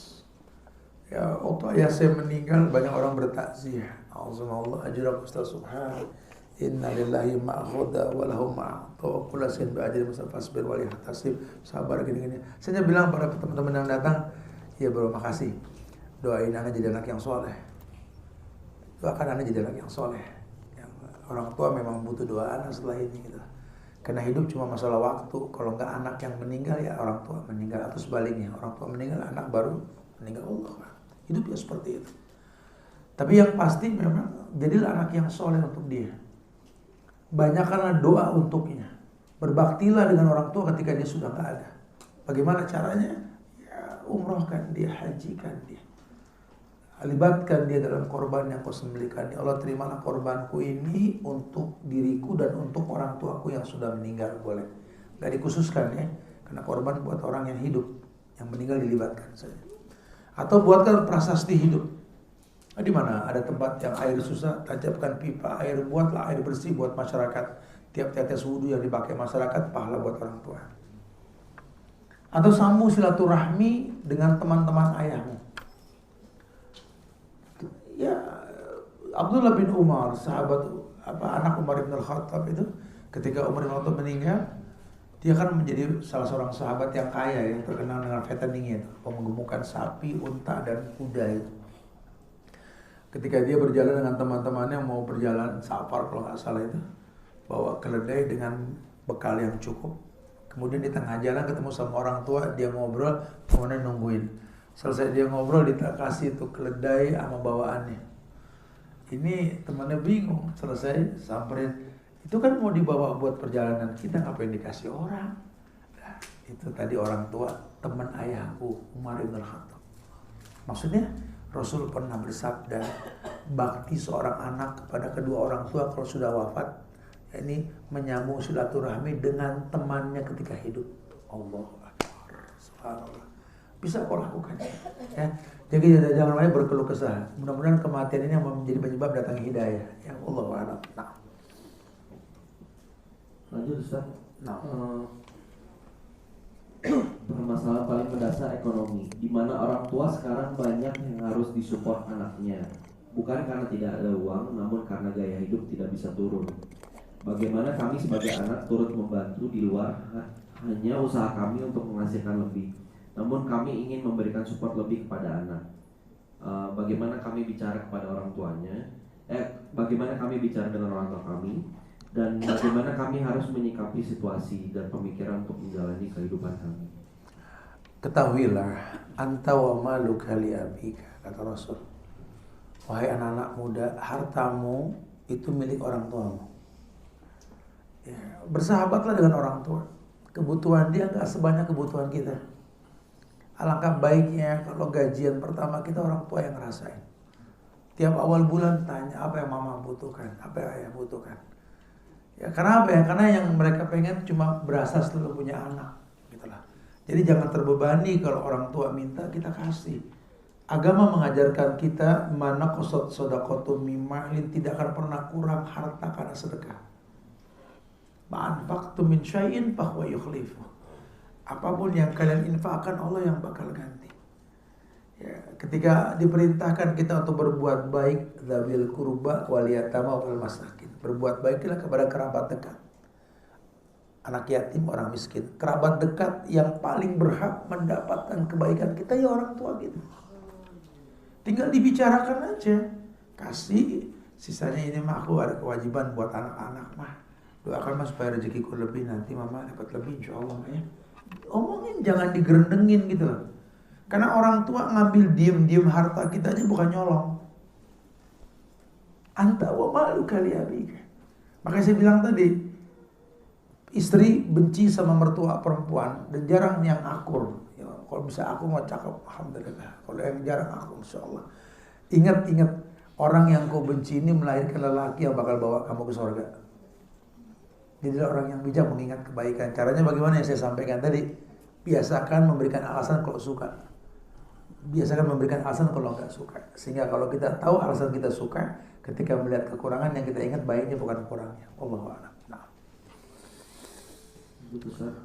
Pertanyaan, jika suami memiliki sifat atau pembawaan yang lebih peragu atau hati-hati, sehingga banyak keputusan atau momen di mana istri harus mengambil alih peran, termasuk arah hidup, tujuan bersama, dan porsi nafkah, sehingga ada beberapa peran sepertinya terbalik. Apakah ini dosa walaupun suami saya berperan sebagai ayah yang baik? Iya, dosa. Makanya diingatkan ke suami, kamu berubah. Aku nih perempuan yang kau nikah ini kan karena liya orang yang mampu untuk survive. Ketika aku sudah menikah, Khadijah juga perempuan mampu lah, pengusaha wanita di zamannya. Orangnya di Mekah, hartanya sampai ke Syam. Bahkan dialah orang yang pertama kali mudharabah. Nggak mau ada pegawai laki-laki buat perempuan, karena nggak boleh laki kerja sama perempuan. Itu Nabi terpicu sama Khadijah. Silakan bawa barang saya, kata Khadijah, tapi kita mudharabah, bagi hasil. Karena laki-laki nggak kerja sama perempuan. Nah, ketika dia nikah sama Rasul, dia lepas semuanya. Memang tujuan dia bukan itu. Jelaskan sama suami. Ya, nanti di akhirat kamu yang ditanya, bukan aku yang ditanya. Itu fungsinya baju buat pasangan. Kalau dikit-dikit aku, kamu nanti nggak punya izah. Terserah mama. Ya nggak bisa. Di akhirat kamu yang ditanya. Malaikat nanya, fulan, bagaimana keluarga kamu? Tanya dia gitu loh. Ya nggak bisa, bro. Walaupun nggak mendetail, cuma ente kan mudir, kepsek, bro. Sekolah buat anak-anak ibunya, entenya kepsek gitu loh, kepala sekolah. Ya. Jadi harus tahu itu. Ya bilangnya sama suami ketika berdua jangan di depan anak. Lain kali aku pengen kamu yang mutusin ya. Apapun yang kamu putuskan itu baik buat aku insyaallah. Ya. Karena Nabi bilang lan yasruh lirajulin idza amaratu imra'ah. Tidak akan pernah terselesaikan masalah rumah tangga laki-laki kalau perempuan yang mimpin. Berarti itu. Wallahu a'lam bishawab. Nah. Lanjut Ustaz. Ya. Ustaz, almarhum ayah saya seorang mualaf. Nah. Seingat saya almarhum sampai dia wafat tidak menjalankan kewajibannya sebagai seorang muslim. Bagaimana saya bisa tetap berbakti dan mendoakan almarhum agar bisa beliau masuk surga karena ayah yang bertanggung jawab dengan keluarganya.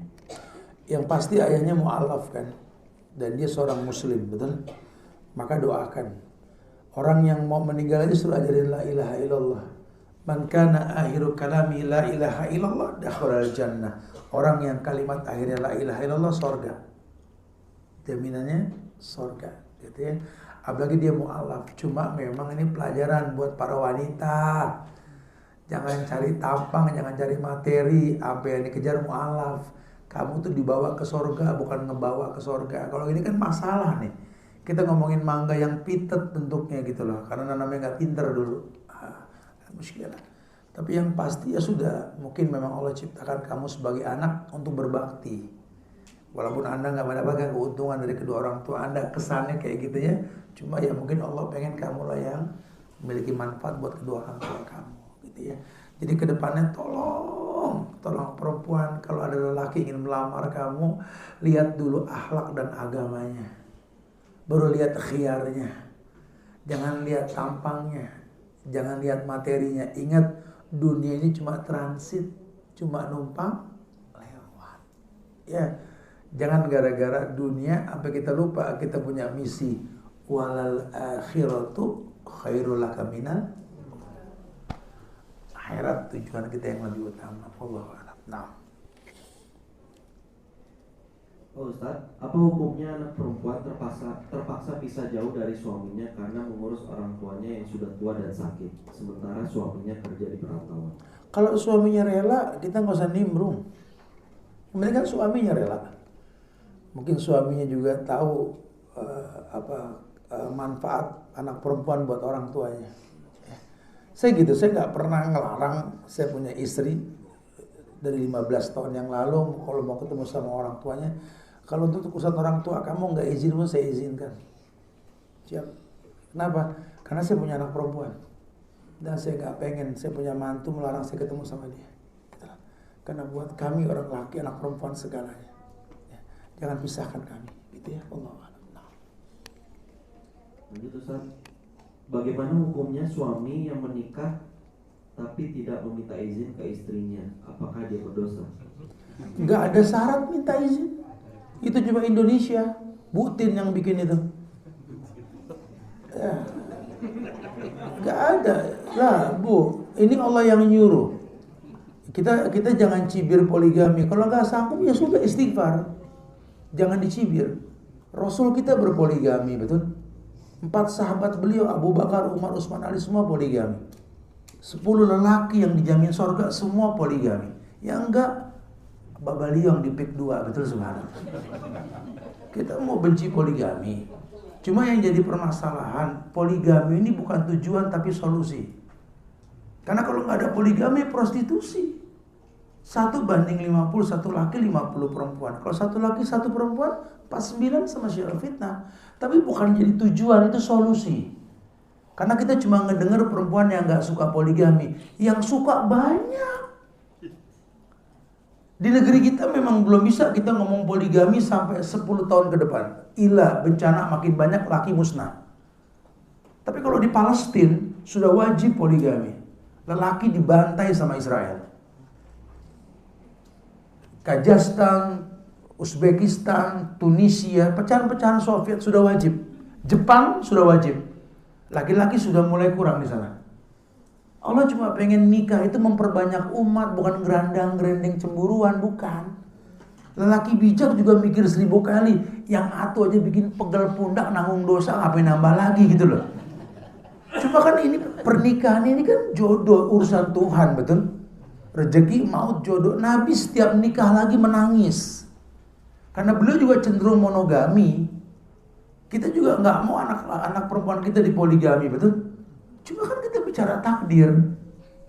Masa kita nggak yakin rezeki, maut, jodoh? Jadi kalau memang kita belum siap, jangan mencibir syariat, nggak boleh. Allah yang perintahkan. Buka surat An-Nisa ayat 3. Kata Allah, "Fankihu ma toba lakum minan nisa masna." Nikah pakai fa, bukan wa, bukan wangkihu, fankihu. Dalam bahasa Arab fa itu cepat, wa jeda. Fa cepat nikah, fankihu ma toba lakum minan nisa. Cepat nikah dengan perempuan yang kamu sanggup menafkahi. Masna, 2 kata Allah. Wa sulasa wa ruba, 3, 4. Wa in khiftum, kalau kamu takut, 1. Gitu. Itu Tuhan lo yang ngomong. Kita mau robek surat An-Nisa. Robek aja kan, gue gak demen sama tuh surat gitu. Kayak orang ngucapin Merry Christmas nih, diingetin lam yalid walam yulad. Masa profesor gak bisa nerjemahin lam yalid walam yulad sih? Suruh acara bareng-bareng gitu. Titel gak membuat kalian mulia. Kalau kita gak sanggup, istighfar. Dan jangan bilang bini kedua tuh pelakor. Jangan-jangan Aisyah kalau hidup bareng kamu dibilang pelakor gitu. Ummu Salamah pelakor, Zainab pelakor gitu. Ummu Kulsum pelakor. Udahlah, kita ini jebolan didikan Belanda yang benci dengan itu. Jangan benci syariat. Balikin ke Allah, urusan Allah. Ya, semoga Allah jaga keluarga kita insyaallah. Intinya jangan benci dengan syariat. Ya kalau nggak sanggup istighfar. Dan orang laki juga jangan ngegampangin masalah beginian. Karena nikah tuh ibadah. Mau kedua, mau ketiga. Nah ibadah itu tidak merusak ibadah. Diedukasi aja dulu. Kalau kira-kira nggak bisa, janganlah perusahaan cabang merusak perusahaan pusat. Manajemennya belum bagus. Lagi antum belum hafal nama Tuhan mau poligami. Subhanallah. Subuh masih telat mau poligami, gimana sih? Tenang Bu, saya belain Bu. Habis diangkat jatuh gitu Bu. Habis ini gue mau pulang.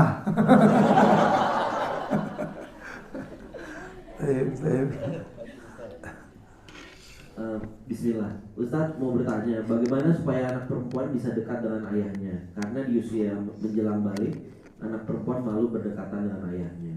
Yang kedua, bagaimana menyikapi seorang ayah yang membeda-bedakan antara anak perempuan dengan anak laki-laki? Dalam kasus ini lebih membanyakan anak laki-laki dibanding anak perempuan. Quran kan bilang gini, wasahibhuma fid dunya ma'rufah.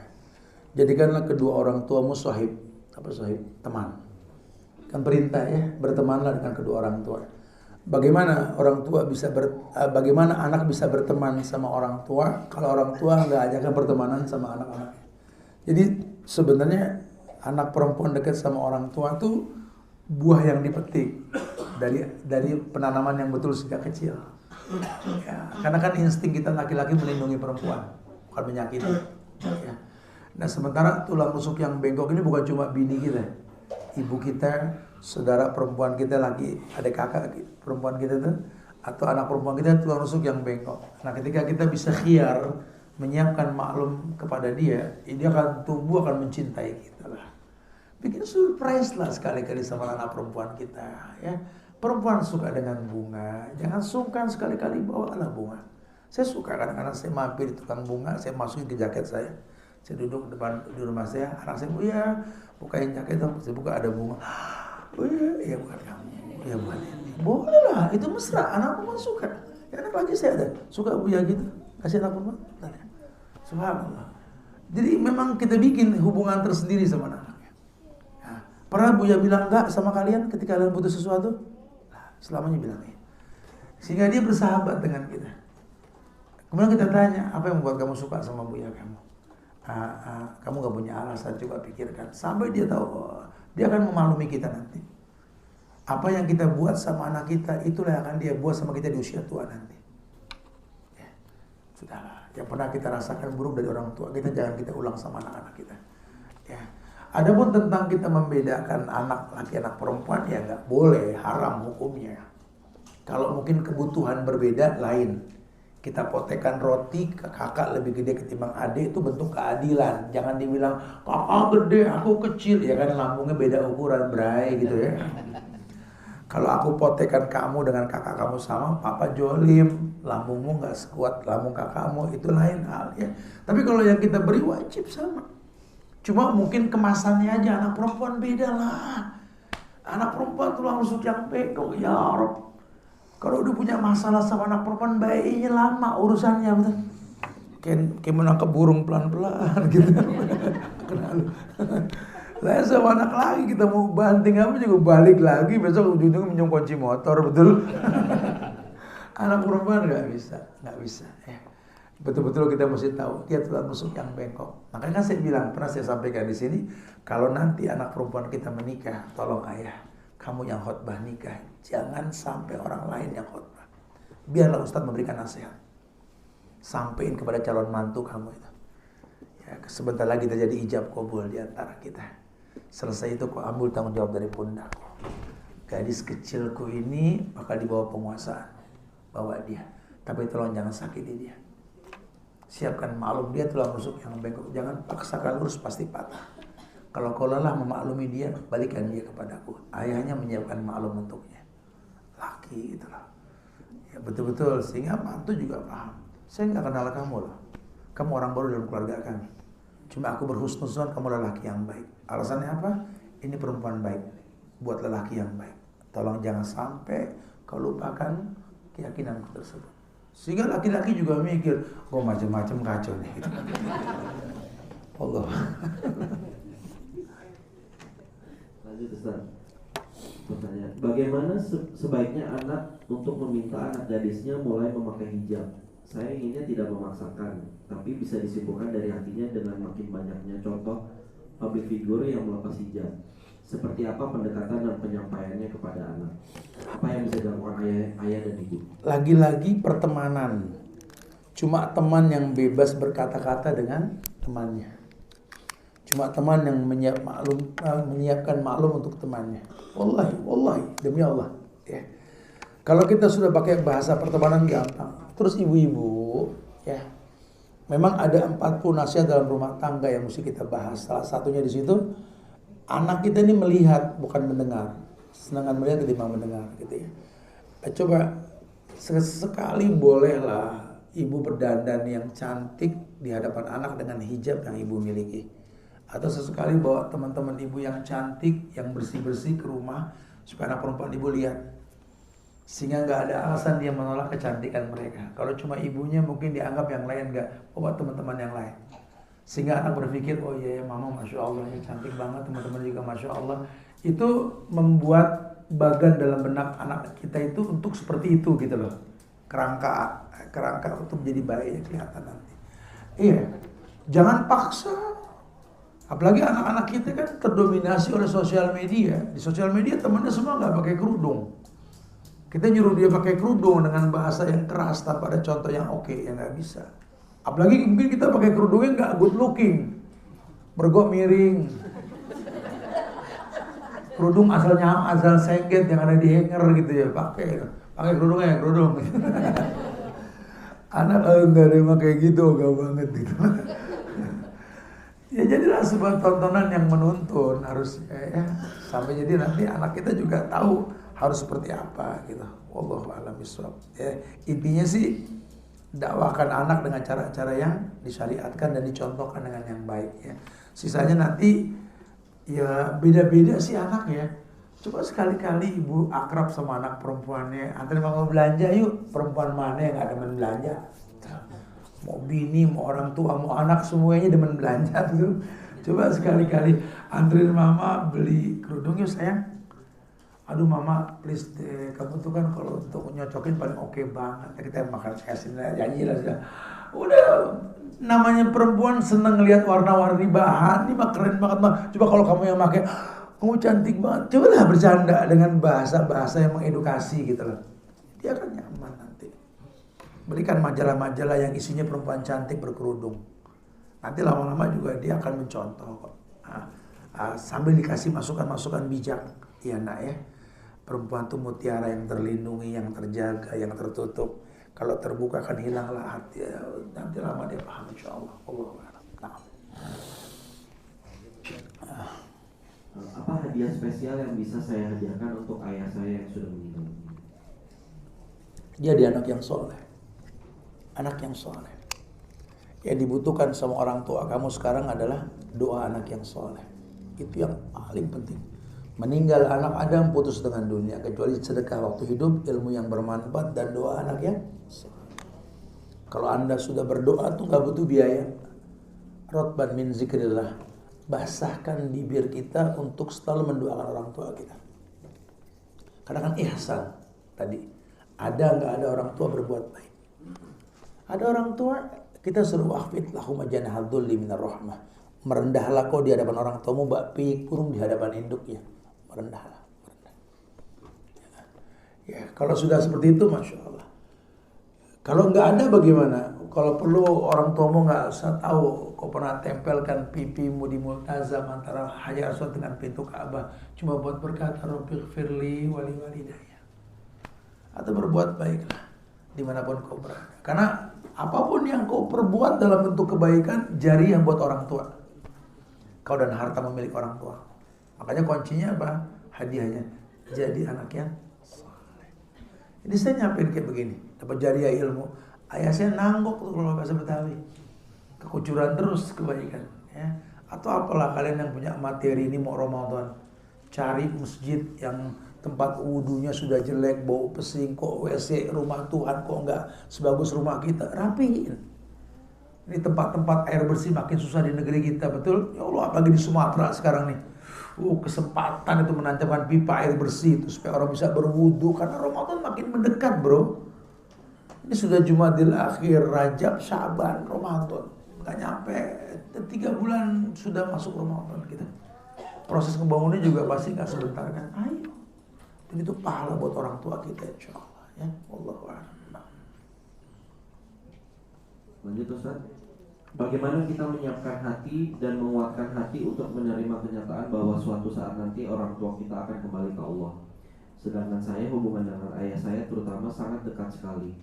Terkadang membayangkan mereka sakit, mereka berbicara tentang kematian saja saya menangis. Sepertinya belum kuat membayangkannya tanpa mereka di dunia.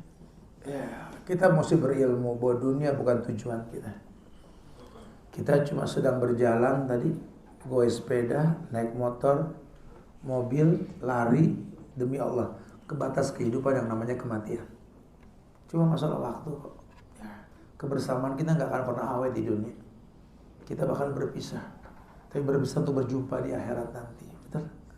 Nanti ada bekas anak, ada bekas orang tua di akhirat. Di sini tidak ada bekas. Ya, kalau Anda memang jadi anak, berbaktilah. Anda jadi orang tua, cukupilah anak-anak kita. Ya nggak usah disedihkan. Ya, karena disedihin juga maut pasti mendatangi kita. Yang mesti dipikirin sekarang bagaimana berbakti ketika dia masih ada. Jangan cuma menangis ketika dia sudah nggak ada, mumpung masih ada. Tadi kan saya bilang pegang tangannya, cium keningnya, rasakan wangi kulitnya, masya Allah. Ya. Kenapa? Karena memang orang tua kita dengan kita ini nggak selamanya bersama.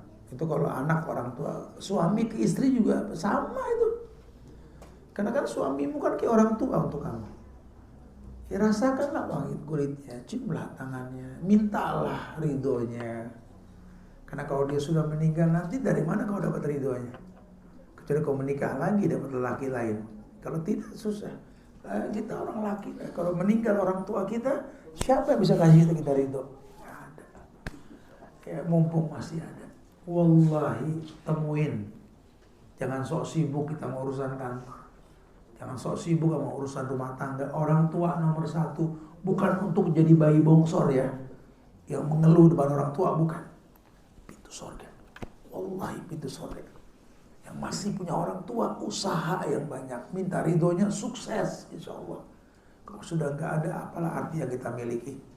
Nggak ada yang bisa puji kita seperti yang kita inginkan. Orang puji kita biasa, bumerang yang mematikan. Tapi kalau orang tua kita yang puji kita, itu yang kita harapkan. Karena kita adalah hasil karya mereka. Wallahu a'lam. Lanjut Ustaz. Ya. Apa yang harus saya lakukan apabila suami saya tidak bersikap baik kepada ayah saya? Karena saya juga menganggap ayah saya adalah pahlawan saya, dan saya tahu kewajiban saya. Selalu lebih memprioritaskan suami daripada orang tua setelah menikah. Apa sikap suami saya saat ini tidak baik kepada ayah saya? Suatu saat dia juga akan merasakan sikap tidak baik dari menantunya. Karena kami juga punya anak perempuan. Iya.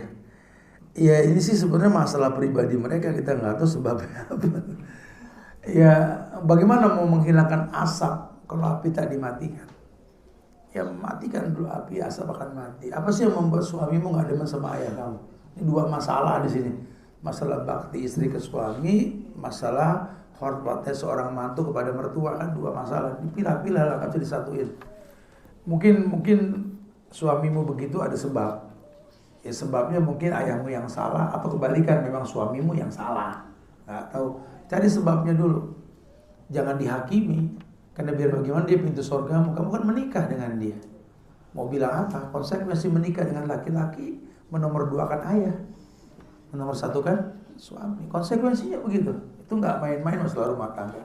Jangan pakai bahasa dia juga punya anak perempuan bakal disakiti. Jangan. Itu dendam-dendaman namanya, nggak selesai. Mendingan kalian bercerai sekalian kalau begitu. Ya buat apa? Kalau berumah tangga saling menjatuhkan nantinya. Tujuan rumah tangga bukan itu. Selesaikan masalah. Apa sih yang membuat kau benci sama ayah? Mungkin kalau dia cerita itu, ayah kamu tuh gini, itu aku nggak terima gini. Oh ya mas, sabar mas ya. Nanti aku yang ngomong baik-baik. Tapi tolong mas, aku cuma nggak tega aja. Aku pernah sayang sama dia. Sekarang aku jadikan sayangmu yang pertama ketimbang dia. Tolong. Aku yang ngomong nanti. Mendingan gini deh mas, zurgiban tasdat huban, temui jarang-jarang timbulnya sayang. Kan bijak. Bukan malah ancam-ancaman, kamu sayang sama ayah kau. Ingat punya anak perempuan, jadi berantem gara-gara begitu. Janganlah ya. Konsekuensi perempuan nikah menjadikan suami nomor satu, dan itu berat. Itu berat, nggak gampang. Karena kedekatan kamu dengan ayah kamu tuh, ya, tapi ya itu akan kita hadapi, kenyataan itu akan kita miliki. Ya, wallahu a'lam bishawab. Tinggal 3 pertanyaan lagi Ustaz. Jangan. Mengapa kata Nabi banyak wanita lebih banyak masuk neraka dibanding laki-laki? Padahal surga kan di telapak kaki. Sama dengan di badan kita kan 80% air. Kalau terluka kok darah yang keluar, mirip tuh. Hati ini kan darah, kalau terluka kok nangis yang keluar air gitu. Padahal banyakan perempuan, kenapa di neraka banyakan perempuan ya? Nah, gini, sebenarnya di neraka perempuan banyak, di sorga juga perempuan banyak, jarang dibahas tuh. Di sorga banyakan perempuan ketimbang laki-laki, sama dengan di neraka. Cuma Nabi kabarkan itu supaya perempuan tahu betapa gampangnya perempuan masuk ke neraka karena kufur asyir, melupakan kebaikan yang banyak karena satu kesalahan. Ustadz, aku nikah 20 tahun Ustadz, suamiku gak ada masalah. Pas tahun ke-21 dia mengkhianatiku, tiada maaf baginya. Itu yang aneh maksud. 20 tahun hilang gara-gara satu kali dia berbuat salah. Itu namanya kufur asyir. Itu gak diperbolehkan dalam agama kita. Ya, dan itu yang membuat perempuan paling banyak masuk neraka. Aku sudah beliin kamu mobil, pakai deh tuh mobil. Kalau aku lagi kerja, pakai buat kajian. Jemput anak, pakai. Udah kamu ngomong mobil terus, aku tahu tuh mobil kamu, aku tahu. Kamu kasih juga buat kita, aku tahu. Tapi ingat mas ya, waktu bocor aku yang nambel. Berapa harga ongkos nambel gitu loh. Woman. Ya begitulah perempuan. Pakai tuh motor, kamu jalan untuk kajian. Ini motor dibeli buat keluarga, jangan ngomongin motor mulu mas. Memang motor kamu yang beli, aku tahu, aku pegel dengernya. Kemarin spionnya pecah, aku yang ganti. Oke, kayak gitu tuh ya, memang ya begitu bu ya. Tapi ya memang udah kita maklumi, memang perempuan ya sudah seperti itu gitu ya. Tapi ya fasilitasi lah dia. Ya memang konsekuensi menikah yang menyiapkan maklum. Kan saya pernah bilang di kajian kita yang awal dulu, Allah nggak ciptakan perempuan buat dilurusin tapi buat dimaklumin. Ini yang perempuan demen. Kalian tercipta bukan buat dilurusin karena patah kalau kalian dilurusin. Kalian tercipta untuk dimaklumin, betul? Nah, laki-laki yang betul-betul mampu untuk memaklumi siap menikah namanya. Kalau kira-kira anda belum maklum dengan pasangan, jangan ngayal nikah. Nanti nyakitin anak orang akhirnya ya. Allah a'lam. Nah. Ustaz, Afwan izin bertanya, apakah hukumnya jika seorang ayah tidak mau mendidik anak karena tidak ingin ribut dengan anak? Karena anaknya kalau disuruh sholat suka mengeyel. Dan bagaimana kalau suami tidak menepati janjinya yang katanya ingin membimbing istrinya, malah kebalikan, istrinya yang membimbing dan suka mengingatkan sholat? Dua-duanya kemari deh, kita ngobrol gitu ya. Gini saya bingung mutusin ini. Apa yang membuat ayah nggak berani ngomong sama anak apa coba? Lalu anak dibawa kekuasaan kita kok kita nggak sanggup ngomong. Dia main handphone tinggal comot handphonenya, emang dia berani main deh. Heran sama anak, takut. Ya gara-gara menjaga perasaan anak sampai menghalalkan yang diharamkan. Nah, dalam pendidikan lebih baik menangis sekarang, senyum dia akan datang. Ketimbang senyum sekarang, nangis dia akan datang. Dalam pendidikan seperti itu rumusnya. Ya tegas sama anak, tegas bukan galak kok. Tegas bukan galak. Aku minta ongkos dong, ayah buat sekolah. Ya ayah kasih, nanti ambil habis sholat subuh berjamaah di masjid. Tegas dong. Ya kok ya, udah subuh bangun dapat pahala, berkahnya dapat duit lagi. Itu kan kalau ayahnya tegas bukan galak. Nah, pokoknya sholat titik. Tapi gini, sholat titik. Itu bukan galak, itu tegas. Jadi kita orang tua yang mesti nggak boleh. Adapun tentang suami yang nggak mendidik, nggak membimbing seperti janjinya dulu, ya habis korban puisi sih hubungannya dulu ya. Makanya jangan kebanyakan taruh, jangan kelamaan sampai puisi-puisi. Ya, aduh, kan ku bawa kau ke surga. Mana tanganmu sini? Ada berobot ah.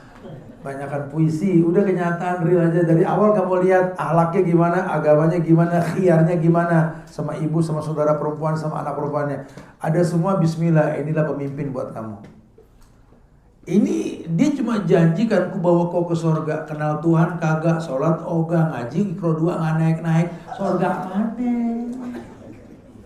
Surga mana? Percaya aja sih gara-gara rambutnya kayak siluman brokoli gitu. Gara-gara stylenya anak-anak sekarang gaya. Tanya sama calon suami, udah hafal nama Allah belum? Mau bawa saya ke surga, surga punya Allah. Kamu sudah hafal nama Allah belum? Ya belum, pulang-pulang. Udah hafal balik lagi nanti. Kitanya juga sih jadi korban puisi, korban sajak. Ya, laki nggak kenal Tuhan ngejanjiin surga. Hah? Nggak mungkin sudah. Wallahu a'lam bishawab. Ustaz, bagaimana cara memperbaiki hubungan orang tua dan anak, di mana anak memiliki dendam atau sakit hati atas perlakuan orang tuanya di waktu dia masih kecil? Itu dia tadi, mesti ada orang bijak yang mengingatkannya. Jangan ada trauma dalam agama. Ya, walaupun memang menyakitkan, cuma akui. Kadang anak itu mendapatkan manfaat orang tua, atau mungkin sebaliknya orang tua bakal mendapatkan manfaat dari anak. Ya, jadi nggak berubah. Walaupun mengecewakan orang tuamu, tapi kan orang tuamu belum sesadis Abu Jahal. Ikrimah tetap memuliakan ayahnya kok. Khalid bin Walid juga ayahnya Walid bin Mughirah, musuhnya Rasul. Ya, bahkan ayah kamu kan nggak sekejam ayahnya Nabi Ibrahim. Emang kamu pernah dibakar? Ibrahim dibakar loh.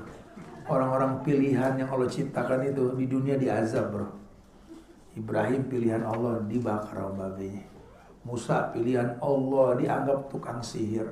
Muhammad pilihan Allah ditimpukin di Taif. So dunia ini memang terlaknat bro. Ya, jangan terpincut sama dunia. Kembalikan ke hukum asal. Memang kita sedang diuji dan Allah nggak mungkin menguji kita di luar batas kemampuan. Allah barakallahu fikum. Nah, ya, semoga manfaat yang disampaikan. Insyaallah ya Allah minta maaf kalau ada kekurangannya. Kesempurnaannya milik Allah, dan jaga ukhuwah di antara kita, dan mudah-mudahan teman tauhid ini istiqomah selalu mendapatkan manfaat yang banyak buat teman tauhid dan buat orang yang mengikutinya tentunya. Begitu pula musola an-nafi kita, semoga jaga oleh Allah ya. Saya kembali kepada acara. Assalamualaikum warahmatullahi wabarakatuh.